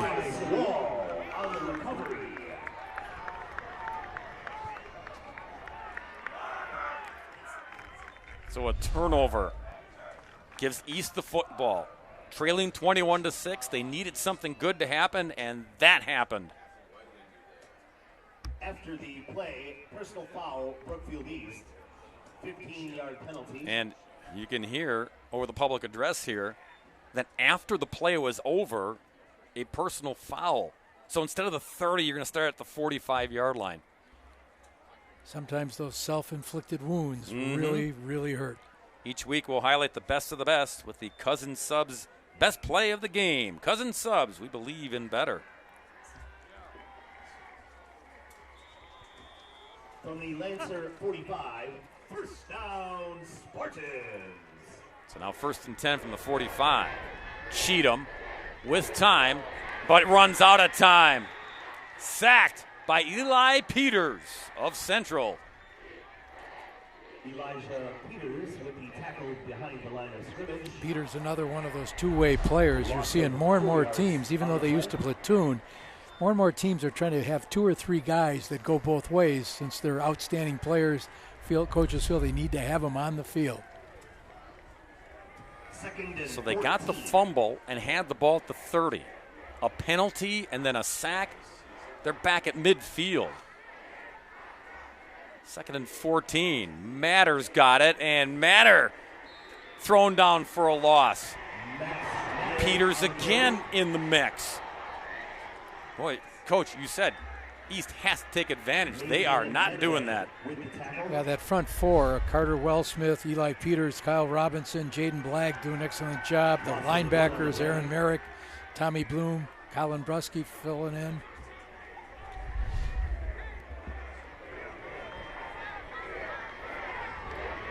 3rd and 15. Tall order here for Cheatham and the Spartans. Flushed, throw, catch is made for the first down. Tall order answered and delivered by Cheatham. Hooking up with Ryan Doman. Boy, that's a huge play for the Spartans. Had to have it. Cheatham was able to avoid the rush from Carter Wellsmith. Managed to complete that pass.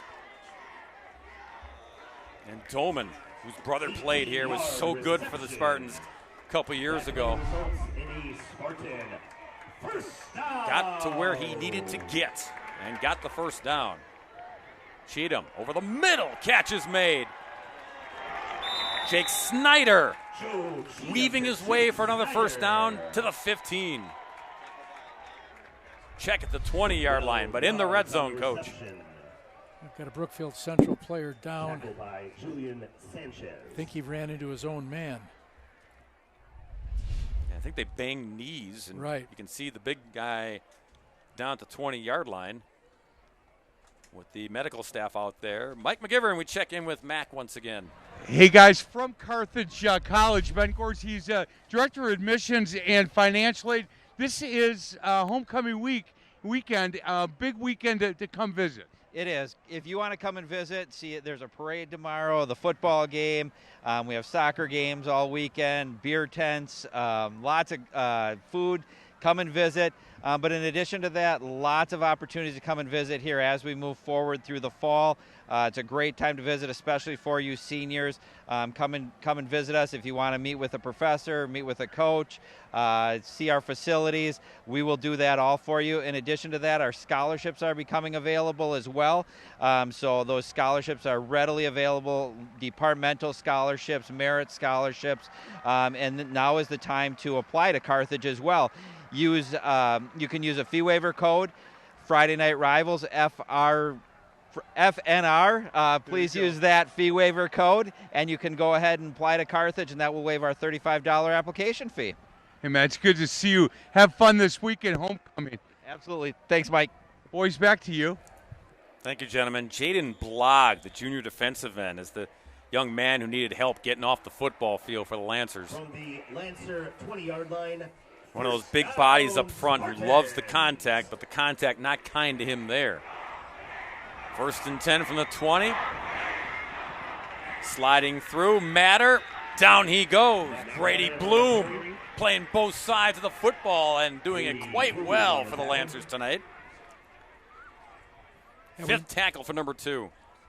Yeah, last year he was the leading interceptor in the Greater Metro Conference with 5. That time he read the play quickly, came up, made behind-the-line tackle. And we've seen the damage he's done on the offensive side as well. Don't always see a whole lot of two-way players with big schools like this, but Joel Nellis getting the best athletes on the football field wherever it may be. Catch is made. Another first down. Ryan Doman again. And Doman gets some 1st and goal. Knocking on the door here, trailing 21-6. Doman, a senior captain for the Spartans. Gain of 17. Doman doesn't have a touchdown catch this season. He would love to be on the receiving end for his first one to finish off this drive. 1st and goal. Cheatham's got it. Up the middle, just shy. Inside the 1. Brusky there to bring him down just shy. 2nd and goal. Little read option. He saw that they committed to the dive man, and he kept the ball. See, Cheatham tried to lean it over the goal line, but the knee was down.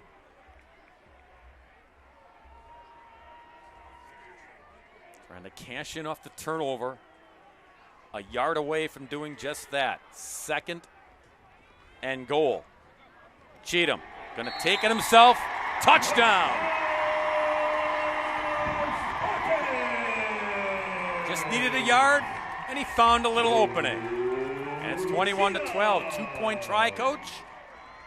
think so. You need to, I think. See Matter in there mixing it up, helping his quarterback find that opening. Well, they're not going to go for two just yet. Joe Gould's out there with Cheatham to hold. Well, Cheatham is your quarterback, so you don't know if they've got a fake planned here.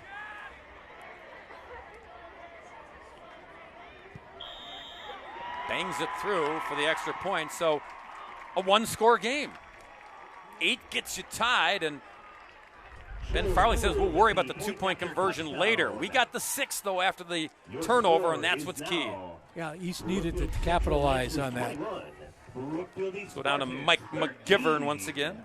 Hey guys, Jetson Bosio, program manager, Uplift Wisconsin.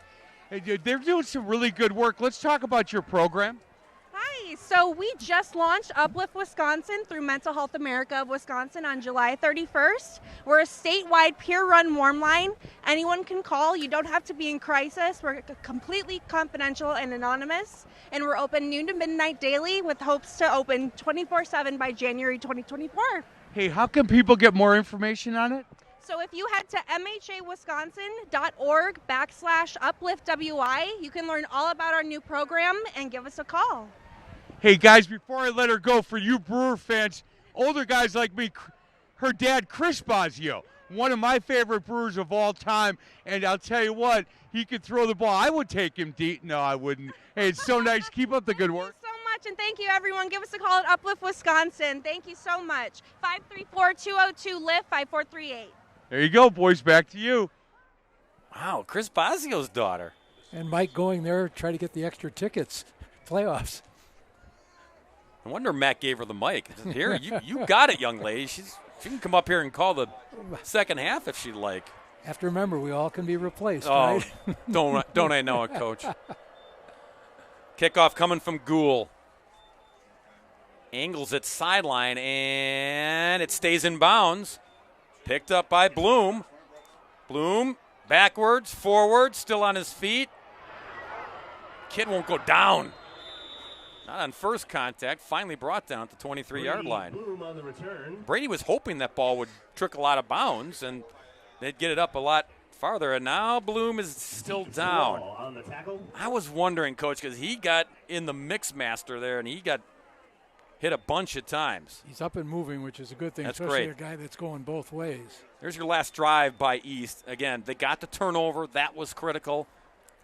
But then they went backwards, finally went forwards, and then finally into the end zone. Scoring summary brought to you by Milwaukee Building Trades. Building communities and careers. From their 23-yard All right, the line, Lancers first back down, at it here, Lancers. but trailing now, or rather leading now by just 8. 1st and 10 at the 23.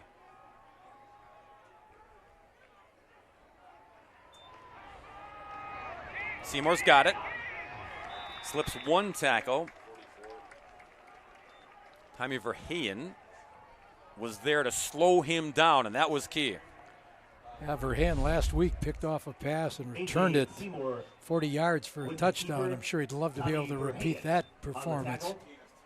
See, number 5 did a good job. He didn't have to get the wrap-up if he didn't, but going high, you saw Tommy just slow him down, and it still got the job done. Gain of 3, 2nd down and 7.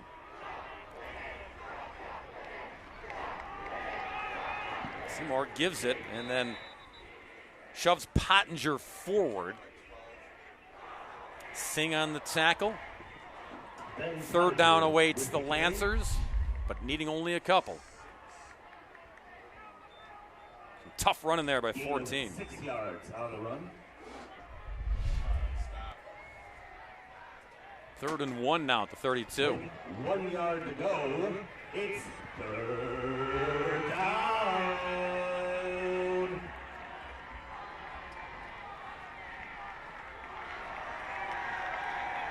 Seymour long count.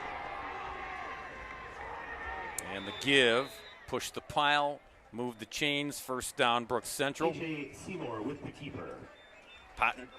Pottinger again. Tackled by Logan Fry. Or it might have been Seymour. Results in a Who got it, Lancer Coach? first Did you down. see? Pottinger, I believe. Pottinger, I thought so. And filling in a little bit for Brady Bloom, who's been going both ways. Right. Plus returning kicks. Yeah, saw him get banged around and needed some time on the sideline there to compose himself again. But, as always, a lot of choices for Clay Iverson, the OC. From their 34, 1st and 10 from the 34.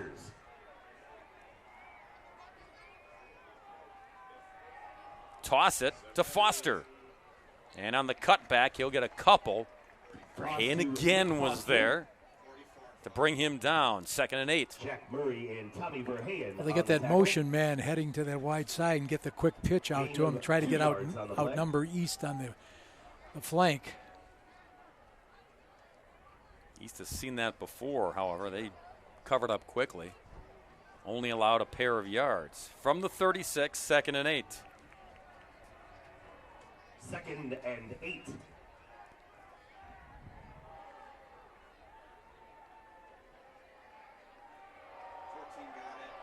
Nothing doing. Grady Farley was there to engulf Pottinger. He still squeezed out a few yards, however. Yeah, 3rd and very manageable for this the East. Has got to find a way to stop that guy from getting those extra 3 yards and get a little longer. Yeah, I mean, Farley was there, denied him right away, but Pottinger just kept moving. He didn't give up on the play. 6 yards to go. Dragged 78 along for the ride. 3rd and 6 from the 38. Big play here for both sides. Little counter to Foster. He won't get it. Excellent defense by Singh and the Spartans to force 4th down. Tried running a little trap, and East reacted very well. Gain of 1 yard results in a Lancer. You get the big guys up front. Logan Fry slowed things down, and then Singh cleans it up on the backside. So on to punt. Seymour, the QB, turns into Seymour, the punter. Good kick. Doman backpedals. Fair catch made at the 24-yard line. We'll step aside in Brookfield, but lots of football left and dramatic finish. We shall see. 21-13, Central over East.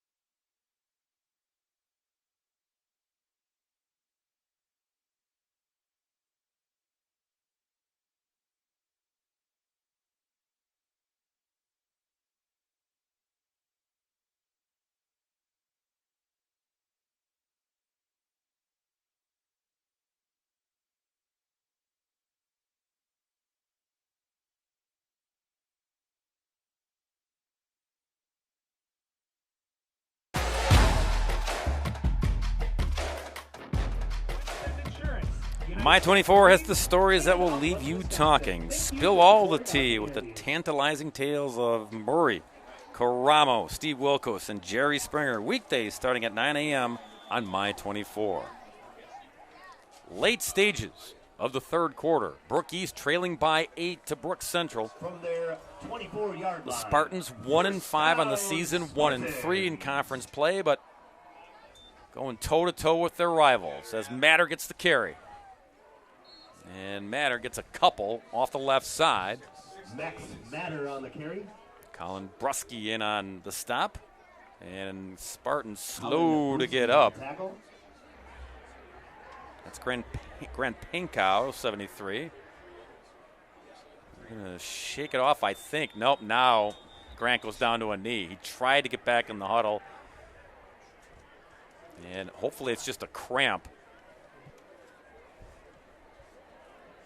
This week on the Varsity Blitz High School Sports Radio Show, Mike McGivern, Mac, We'll have Ken Krause, head coach from Muskego High School, in studio along with a few of his seniors, talking some Warrior football. Saturday morning from 9 to 11, only on the Big 920 AM and your iHeart Radio app. Muskego right in the thick of things in the Classic A Conference, along with Kettle Moraine and McGuanago, coach. Right, and I believe tonight Muskego's playing Arrowhead. That, you are correct. Big one there in the Classic 8. As Pankow, yeah, again, you hope that's just a cramp and he can get that massaged and get back in there for Brook East. Well, Jake Horkner trying to figure out, okay, how do we sustain an offense? Put 2 or 3 first downs together. Once again, try to flip the field a little bit. Yeah, the script was, let's get the football to start the second half. And they got it via a turnover. And then part 2 of the script was put it in the end zone. And they did that as well. Cheatham here trying to engineer another drive. Pulls it back in. And then running and lowering his head. Pretty decent gain after all the zigzagging there by Cheatham. Aaron Merrick on the tackle. 3rd down awaits, but only 3rd and short now. Yeah, here's one of those critical plays you look back on and say, wait a minute, if we had done this, game could have turned different outcome.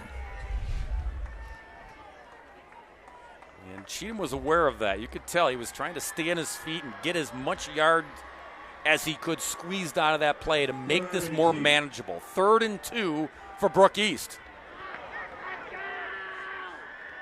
Fake it to Matter. Cheatham on the carry.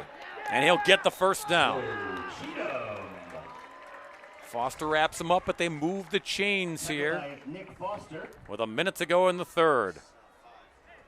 Gain of 5 yards results in a Spartan. Well, now, coach, with both teams leaning heavy on the run, possessions are going to be precious when we get to the 4th quarter. Each week, we'll highlight the best of the best with Cousins Subs. Best play of the game, Cousins Subs.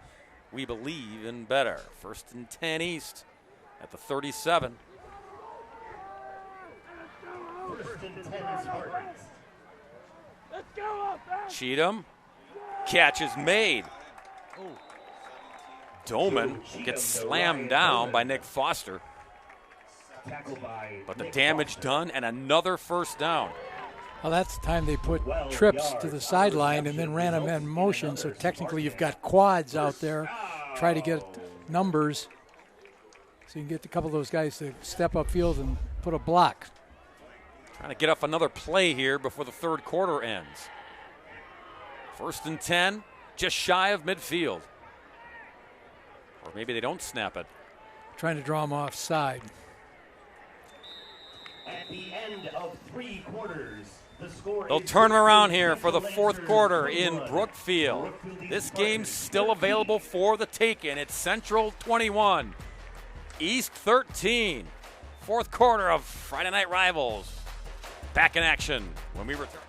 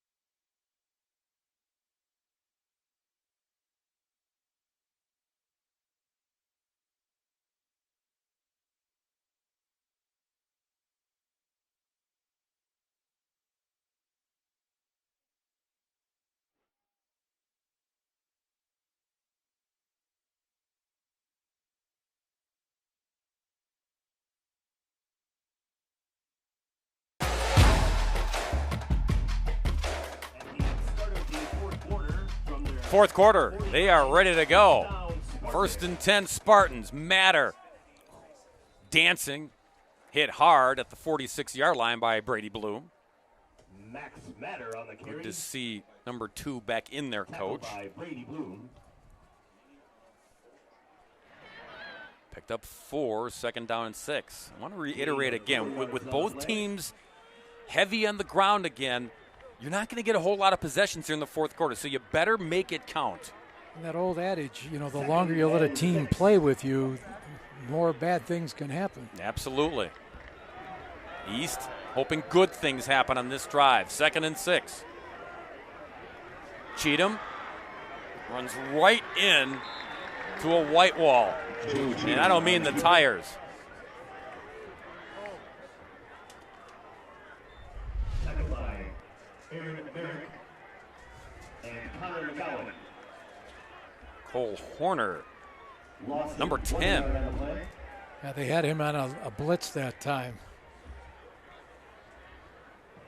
Yeah, Horner, one of the DBs, he came in and found a crease to meet Cheatham and stop him cold. 3rd down and 7 for the Spartans. Cheatham, with time, steps up in the pocket, now running for the first down. He'll get it! And then some. A Houdini of a run by Joe Cheatham. I think the only thing Coach Farley would like to see is have him put that ball away running, but he's going to take the result of that play no matter what. Never giving up on the play either, Coach. He knew he had the first down here, but then just turns on the speed and then breaks another tackle and finally brought down at the 27-yard line. Where Joe Cheatham putting his Spartans on his shoulders. Catch to Euler. And Euler, tough dude to bring down. Brusky does bring him down. Euler earlier got an offer from Boston College, Coach. Yeah, we mentioned, you know, his speed, but also good size. You can see why he'd be an attractive get for a couple of colleges. Coach mentioned track star, one of the fastest players in the state. Find ways to find zero. Cheatham again. And he skids his way. Merrick wraps him up. But another good chunk of yardage provided by number 14 and another first down. Well, offensive coordinator Jake Hoekner has found the formula that seems to be working now to let the East drive that ball. Yeah, and mixing it up. Is Cheatham going to throw? Is he going to pretend to throw and then take off? He's keeping these Lancers guessing. Matter flank to the left. There's the throw. And pushed out of bounds at about the 3-yard line. Sell pushed him out of bounds. Eli Swall reels it in for Moore and getting them closer to the goal line. Yeah, Colin Brusky almost broke that pass up, but they were able to make connections. Boy, picking up big chunks on each play. Via the run, via the pass, it doesn't matter. Brook East having their way right now. And it's Cheatham. Sniff in the end zone again, in for the touchdown. His second TD run of the night, and East 2 points away from evening the score with their rivals.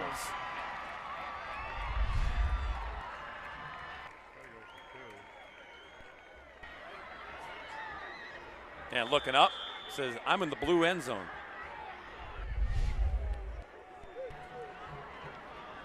And now, watch this. To Euler, trying to get to the corner. He won't get there. So they lined up with everybody bunched on the left. Cheatham takes the snap. Euler on like a jet sweep, Coach. And your score is now. And a little funky play here, but right there, Gavin Sell went all out to stop the 2-point try. You can see East had two guys out there to block. They weren't able to deliver those key blocks. You know, both of these teams use what's called a swinging door extra point, and that time they were going to try to run the fake. All right, before the kickoff here, 21-19 our score. Mike McGivern again. Hey, guys, I've got new friends here. In fact, this girl who's got a smile that lights up the room is like my new best friend. 18 volleyball player at St. Dominic's. Hey, I love what's going on here. Very personal for you guys. Yes, we're the Little Warrior Foundation, and we're out here representing at the Gold Out game, trying to raise awareness for childhood cancer. Hey, you're feeling good, huh?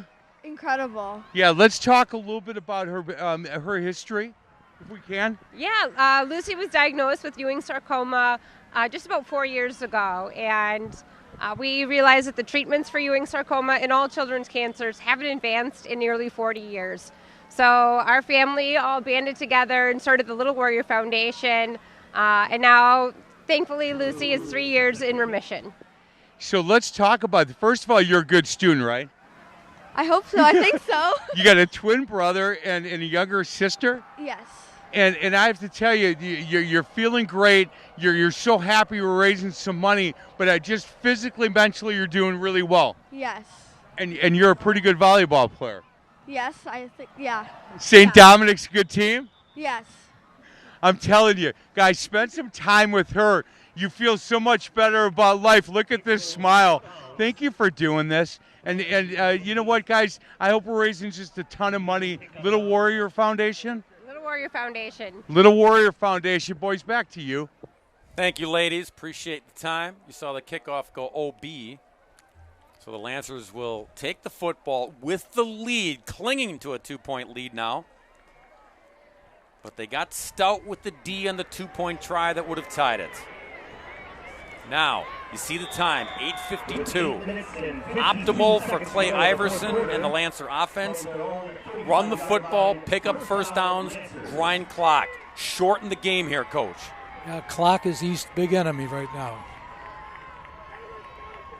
And A.J. Seymour under center, the sophomore. Still has it. And Seymour tackled after a gain of a couple. Verheyen again, been calling his name and number all night long. Number 5, mixing it up with that central backfield. That's 6 tackles on the night for Tommy Verheyen. 5's been busy. Gain of 3, 2nd and 7. East needs a stop to get the football back to their offense. Lancers not in the giving mood. Seymour loads up over the middle and incomplete. Foster was in the vicinity, but so were a couple of Spartans. Sewall was hanging out, brings up 3rd and 7. Well, there's this boot action once again, and this time East read their keys, covering the men downfield. So the pressure by Noah Radomski made Seymour launch it quicker. Coming up following the game, stay tuned for our U.S. Marines Player of the Game presentation. Brought to you by the U.S. Marines. 3rd and 7. Toss it. Bloom. Bang down at the 43. No go for the first down. Jack Murray was there, forces 4th. If I were a betting person, I think Brooks Central is going to go for it on 4th down. Are you a betting person, Coach? I just lost. That's why I don't go to Vegas. Although, once again, you know, as a coach, you always got to try to figure out what gives me my angle. Would this be the time to run a fake? Try to put that, you know, take the game away from East. Well, it's 4th and 2, but Seymour, he's your quarterback. But from where he's standing, it's more than 2 yards to get it from back there, so he'll just boot the football. And this will roll and continue to roll. This is turning out to be just fine, thank you, if you're Central. down at the 9-yard line. So tons of time left here for Brookfield East. Trailing by 2, their offense gets the football back. And a chance, either a field goal or a touchdown, puts them in front for the first time since the first quarter. Closed captioning brought to you by LifeLock. Identity theft protection starts here with LifeLock. Yeah, remember, East took the football to start the football game. Quick drive, 6-0. Haven't led since. Trying to change that on the scoreboard here. Joe Cheatham will keep it again. And Cheatham, another hole and a burst to the 19-yard line. That should be enough for the first down.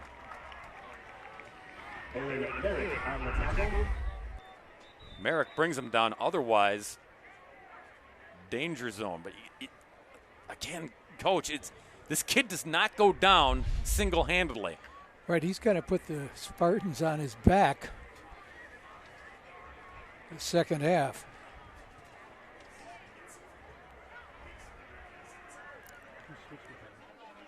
And we talk about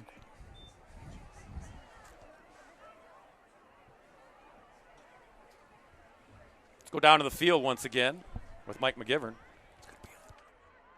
Hey, we're here at Cousins, and we are so proud that they are a sponsor, Wisconsin-based, locally owned.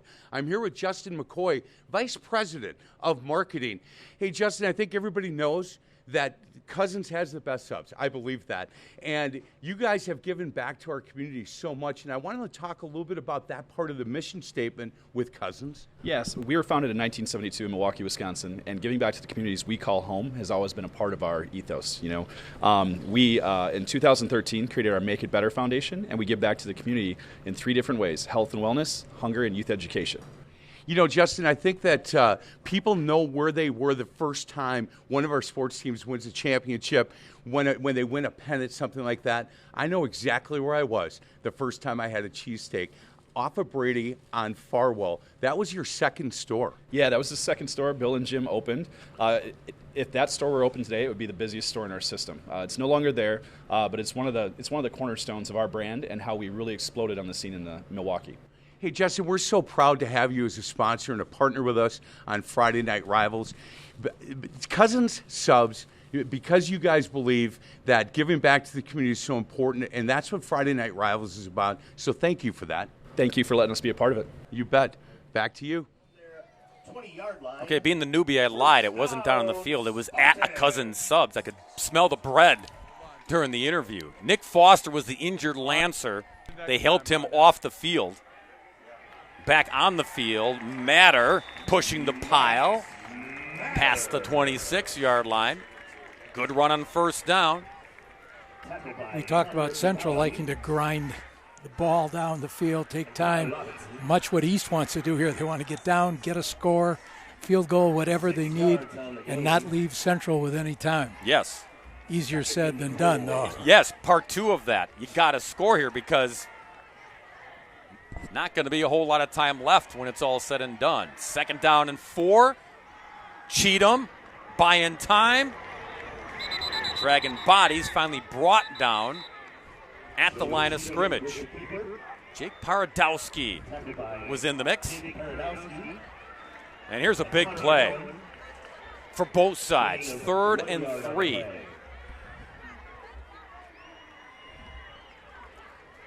East obviously got to pick up the first down here, keep the drive alive, trailing by 2. Central looking for the big-time stop, preserve the 2-point lead. Gone with the empty backfield here. Matter slides through. Cheatham fakes it, carries it.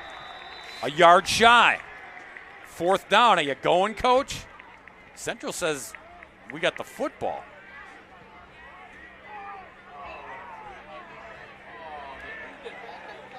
Ben Farley doesn't like the spot at all. He thought that Cheatham got enough to get to the 30-yard line. So now it's decision time. And I think the decision's been made. It's 4th and 1, and they're going. Watch Cheatham. Needs to get to the 30. And they marked him just shy. Tough to tell with the pigskin tucked underneath. And here's the whistles, and here's the timeout by Brooks Central. Yeah, they couldn't afford. Timeout, Brookfield Central. That is their first charge timeout. So timeout, Brooks Central, their first. We'll take a break with them. Big fourth down play coming up on Friday Night Rivals.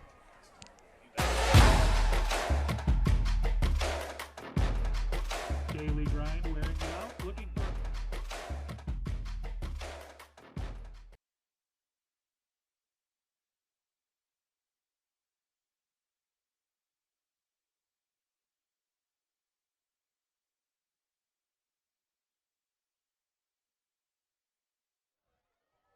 Thank you, fans, for being part of tonight's event and broadcast experience. You can relive tonight's game as the broadcast will soon be available in its entirety on demand on the Gruber Law Office's Friday Night Rivals football section. Yeah, good one. Milwaukee.com, where you can also find additional videos, photos, and more. I was saying, yeah. Tonight's game will also be rebroadcast tomorrow evening, starting at 5:30 p.m. after the HBCU Go game For of the D, week. yeah. Tuskegee.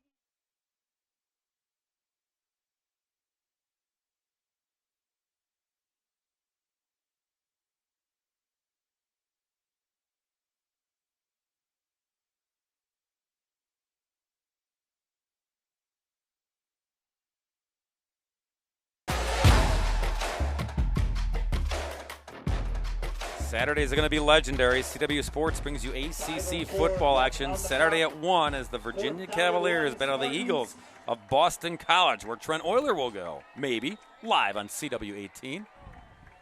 Big play here. 4th and 1. Cheatham into the pile, trying to push the pile, and he got over the line. Lancers saying no, he didn't. Officials saying yes, he did. But boy, Coach, Brooks Central, they made Joe Cheatham earn this yard. And there's the push tush. Yeah. Cheatham with the keeper. Brady Bloom in on there, and everybody else, they jumped it right at the snap, but Cheatham just too strong. And we've got another Lancer down. Got caught in the wash there, perhaps.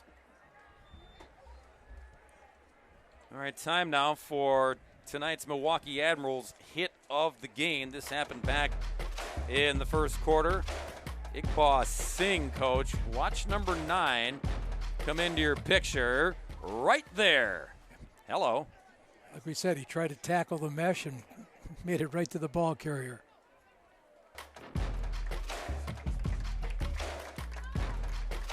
John Greenberg and the Admirals are going to check and see if number 9 plays hockey as well, making hits like that. So got the 31-yard line, got the yard they needed to keep the football here. You see the time remaining. And again, this is kind of going to turn into a make-or-break drive. So we'll see what happens with a fresh set of downs. Mike McGivern once again.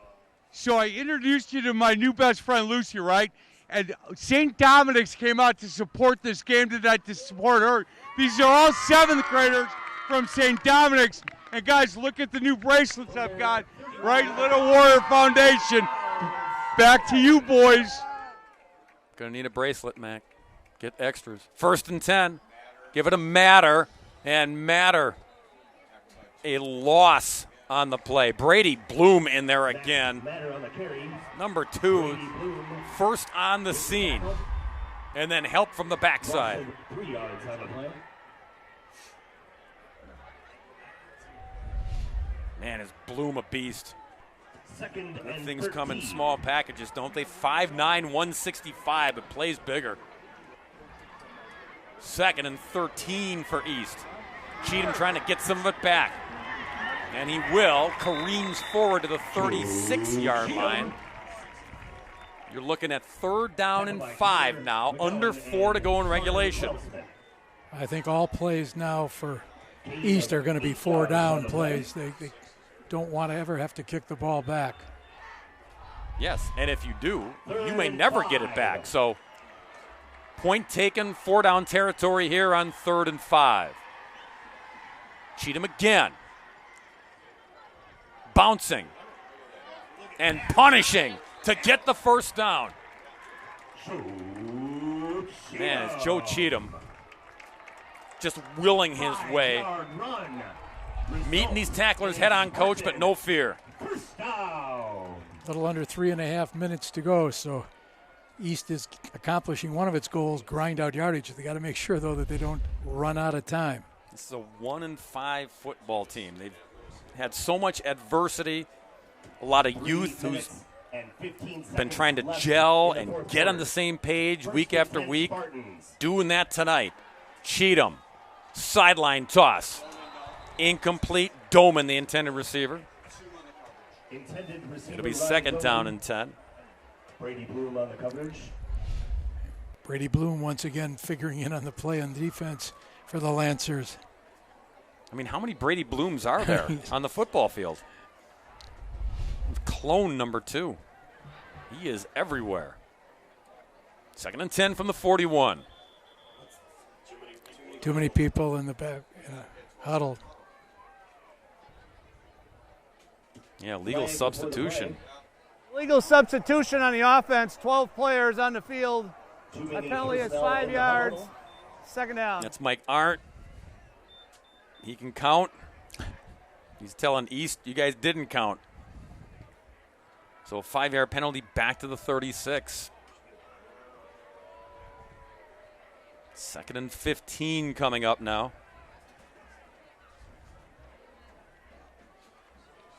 East has been in some games, again, 1-5, but they've been in a handful of games where they've lost the games on the last possession. So they've been in them. They're certainly in this one. And not only a chance to not lose it, but a chance to win it. Hang on to the football. Throw the football in traffic, incomplete. Tried to hook up with Euler. Double covered that time. Bobby King deep in coverage on 0. But now, Coach, 3rd and 15. What do you dial up here? I think you've got to get some kind of maybe a boot action pass. You've got to try to, complete about a 5 to 6 yard pass and get some yards after the catch, get the first down rather than trying to throw it way over the top. We've seen Cheatham take off a lot tonight, but a big ask here for number 14 to get 15 yards. So he wants to throw. Wanted to throw, now has to run. Lancers in pursuit. Down he goes at the 41. It's going to be 4th and 10. McGowan on the tackle. Joe Cheatham on the keeper. And now 5 yards on the play. Big 4th down awaits in what could be a ball game deciding play. Offensive coordinator Jack Ortner's got to go deep into the playbook. What do we have for a 4th and 10? With the clock running here. They need the 49-yard line of Brooks Central. 4th and 10. Spartans 4th and 10. Joe Cheatham. Blitz coming. They flush him. Throws across the field and incomplete off the fingertips of the intended receiver who was open. Eli Sewall would have had the first down. Eli Sewall falls incomplete. And Brooks Central will take over on downs. Now Brook East has all 3 timeouts. What they can't do is give Central a big gain on that first down play. Oh, boy. Eli went down to his knees, had to stop and come back for the route, and the football was there. Nobody around him. Folks, if you look over on the far sideline in orange, working the chains. Lancers, the ball at the East 41-yard line. As Coach mentioned, East has all 3 timeouts remaining. They will burn them here and hope the Lancers can't pick up a first down to ice it. Keep it on the ground. Pinball machine action there for Pottinger. Murray and Singh converge. Timeout number 1 burned by Ben Farley. Ben Pottinger. Defense, as they get the stop on this, they need the second guy into the play to rip that ball out of the ball carrier's hands. And that was also, Coach, too much on first down. You got 5 yards. Timeout, Brookfield East. And so Ben Farley not only needs a stop, But he needs to get the football back, and you can't have Central picking up first downs here while you're burning your remaining timeouts. So trying to rally the troops here in the huddle. Need to force a turnover. Farley trying to exhort his players. Let's go, you guys have played a hard game. He's trying to make them, he's not only coaching for tonight, so many young kids, he's coaching for the end of this season and for next season as well. Yeah, going to be lessons learned and maybe fall short here, but they were up to the challenge with their rivals from Brook Central, to be sure. Now, trying to dig in here and come up with a stop. 2nd and 5, Brook Central.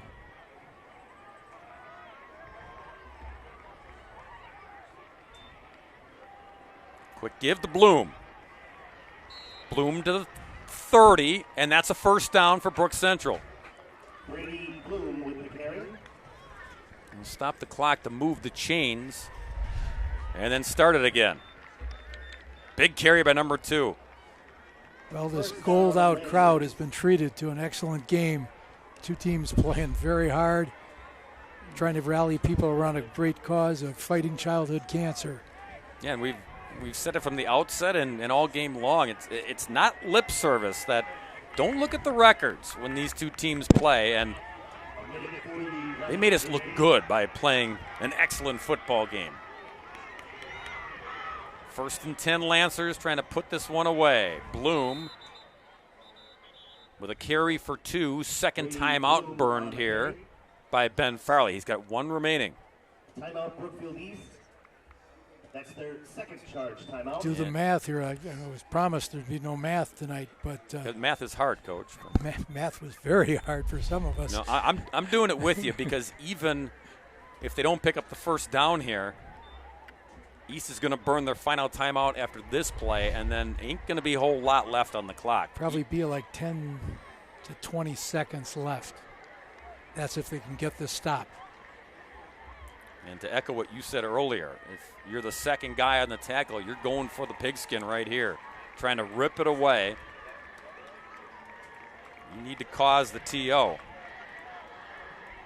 Wouldn't be surprised to see Central run a little counter play now, get that dive fake going one direction, counter back the other. Yeah, they've been successful with that play tonight. Clay Iverson, the OC, a word with his QB in the offense on 2nd and 8.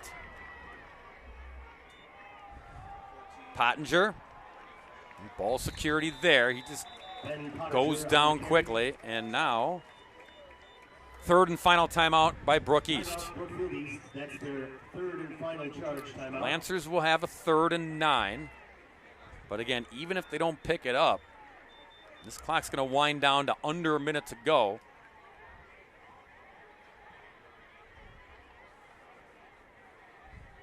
Brook Central could even elect to just go for it on 4th down rather than try a field goal and have some nonsense happen. Right. You just go for it. If you don't get it, you let your defense put the finishing touches on this one.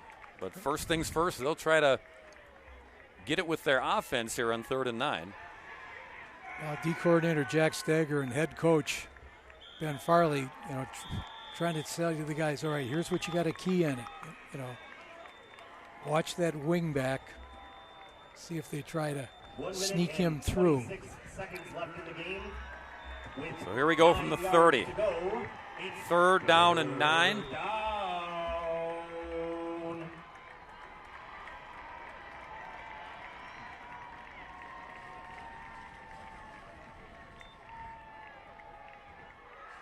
Seymour kept it. Gets to the 28. Clock winds here. And again, Central, they've got 2 timeouts left. They're going to wind it down as far as they possibly can, burn the TO, and then do something. I think they just go for it. Well, I think, as you said, they don't want a chance trying a field goal Right. and have something goofy, get it blocked, whatever. Even a punt, like a pooch punt, it's like weird things can happen. So, and with not much time on the clock, you see Joel Nellis right there. He's going to call a timeout. The official counting down. Yep, and there it is with 40 ticks left. And, of course, a first down, if you run the football or throw for, I mean, if you pick up the 21-yard line, as you can see, ball game. East wants to get the stop and at least have a try. A couple cracks at something happening to pull a rabbit out of the hat. So you got to get the stop first. That's priority one here. Otherwise, you don't get a chance for a magical finish. Well, Coach Farley has to be very pleased with the effort the Spartans have put forth tonight. You know, these are the kind of games where those young kids grow up. They're at West Ellis Hale next Friday night. The Lancers will be on the road at Marquette to take on the Hilltoppers. Another big game in the greater metro. You coached at both schools, Coach. Hard to believe, right? Yeah. No, it's not. You're in the Hall of Fame, for crying out loud. All right, here we go. 4th and 7 from the 28. Spartans need the stop. Lancers need the first down. Toss it. And out of bounds. Short. Yeah, that was Forney on the carry. So it chewed off 6 seconds. East will get the football here. Again, no timeouts. The play results in a turnover. Joe Gould is the field goal kicker. Can they get him? Can they get the football close enough for number 16 to at least try what would be a game-winning field goal? On the year, Gould is 1 for 1 on field goals. Not quite sure what his range could be. It's going to be wherever they get the football, right? Go out. That's where we got it, Joe, and we have no time left, so you got to kick the football. But long way to go. You see at the 24-yard line. Whatever you do on the next couple of plays, you got to make sure you can get the ball out of bounds to stop the clock. Yep. Anytime you're stopped inbounds, to run out of time. It kind of takes the option of Cheatham running all over the place out of the equation. So he's going to throw sideline incomplete.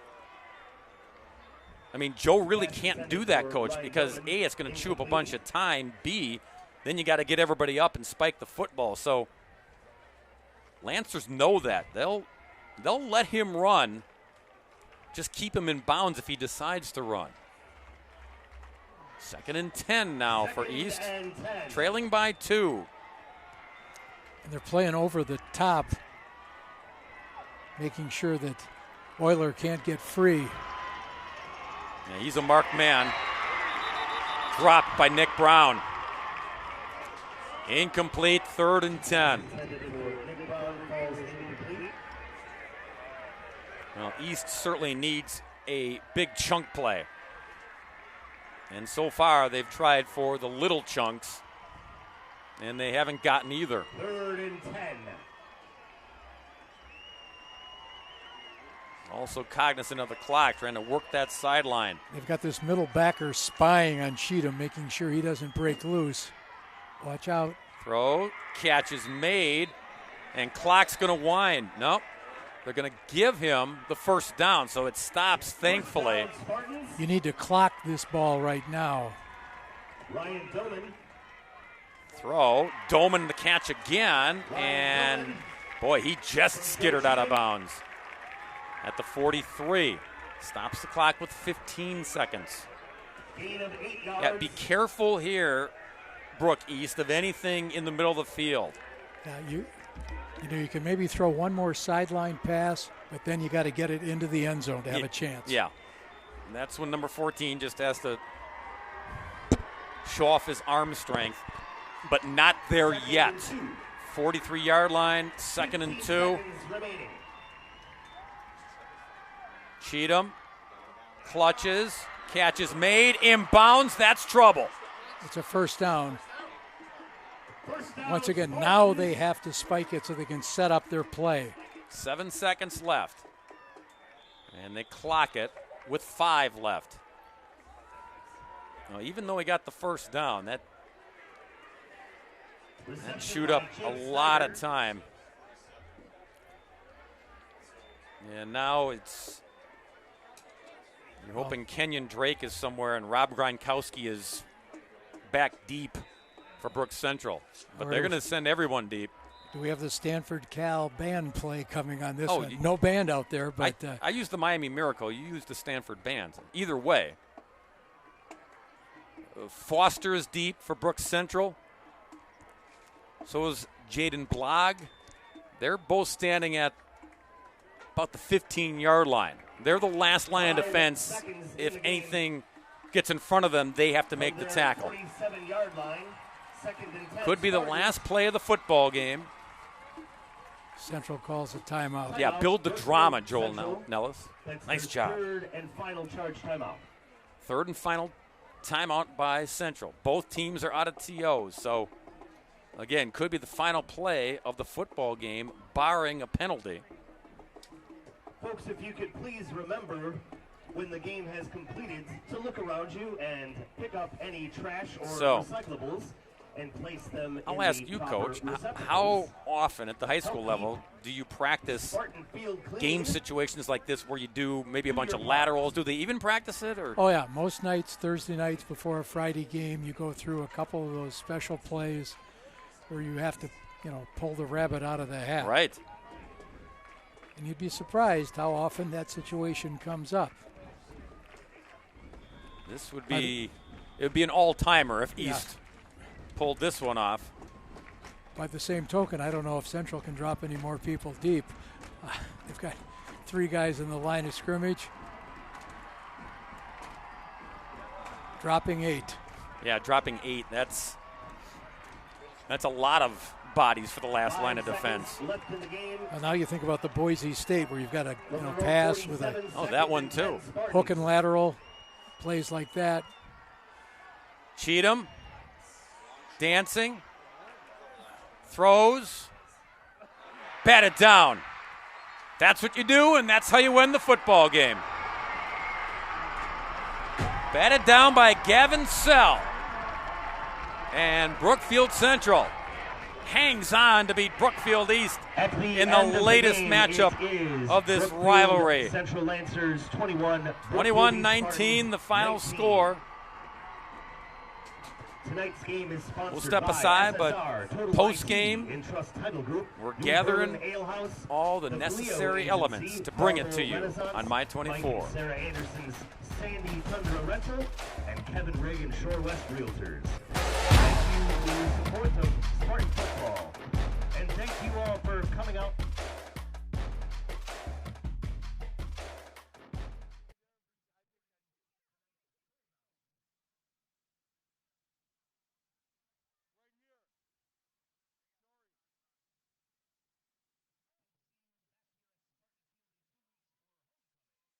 Once again, final score, Brookfield Central 21.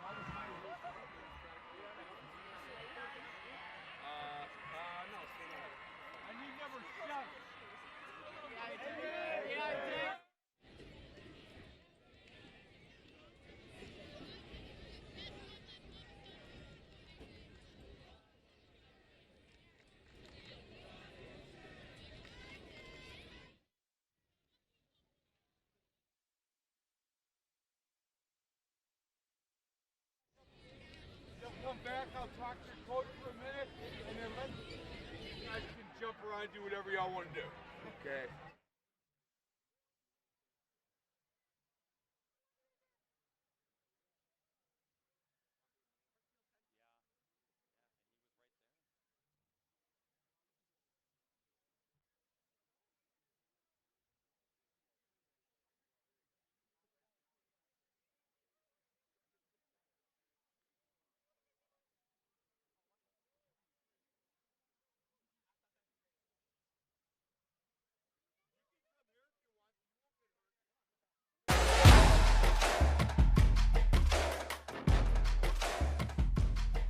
Coach, it wasn't just lip service throughout the records, throughout the history. This rivalry game for the city of Brookfield lived up to the billing as Central edges East 21-19. Both teams can hold their heads up high. Excellent, excellent game. Yeah, down to the final play, in fact. Let's send it down to the football field again with Mike McGivern.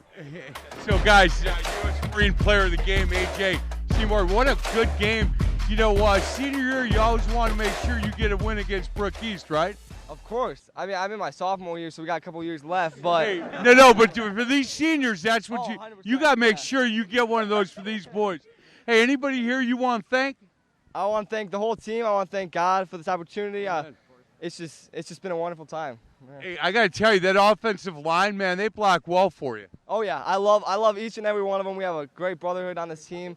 They're phenomenal. They do a great game. So you know, as a sophomore, look. This is a good win for these seniors. So keep up the good work. You know, you got to love the fact that he went to his teammates, he went to God, he went to everybody but himself. He didn't say anything about himself. This is the kind of kid you wanted to talk to be a Marine. Yes, sir. That's exactly what we want. We want guys that are not selfish. They're selfless in their behavior. You carry the weight of the team on your shoulders, and it shows in your improvement in everything you did tonight, man. Congratulations. Great job. AJ, congratulations. Well done. Keep it. Hey, good luck next week against Marquette. Thank you. Boys, back to you. Thank you, Mac. Thank you, AJ. Let's take a look at some of the highlights of AJ in action. Again, so composed for a sophomore, Coach. Well, he hits one of these deep passes. You know, that came right after East had scored. Yep. So it put Central back in the game. Here's that boot action again. His second touchdown toss came there to Foster, and then he squeezed it in on the touchdown run for the third score, which proved to be the winning score against Brook East tonight. So A.J. Seymour, again, playing beyond his years. He said it, I'm only a sophomore, but still important to beat the crosstown rivals, and he's our player of the game. Down to Mike now for more handing out of hardware. Hey, so I asked Coach, I said, I need a senior lineman that can hold this trophy and did a great job. Eli, well done. It's always nice to beat Brook East, right? Oh, yeah. Love to win every game. Man, yeah, that offensive line played well today. Yeah, they did. Hey, Coach, you know what? Man of many words right there. This boy's not taking my job anytime soon. Hey, you know what? You told me before the game, you said, man, I like this group of kids. They work really hard day in and day out. They play for each other. I think we got a chance to finish the season really well. Yeah, we got another win and a chance to qualify for the playoffs next week, and that's our goal. Hey, good luck against Milwaukee Marquette. Thank you very much. You bet. Boys, well done. Eli, well done. I'm getting out. Have some fun.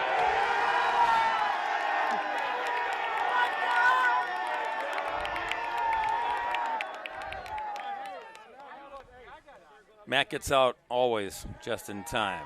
We'll step aside, one more timeout here, and then we'll put a big bow on this one. A 21-19 victory for Central over East.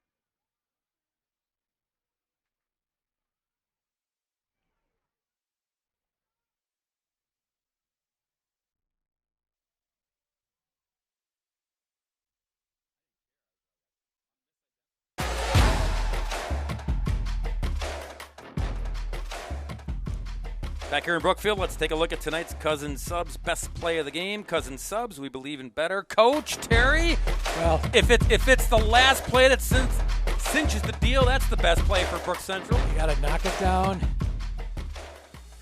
Joe Cheatham tried to get it down there for the score.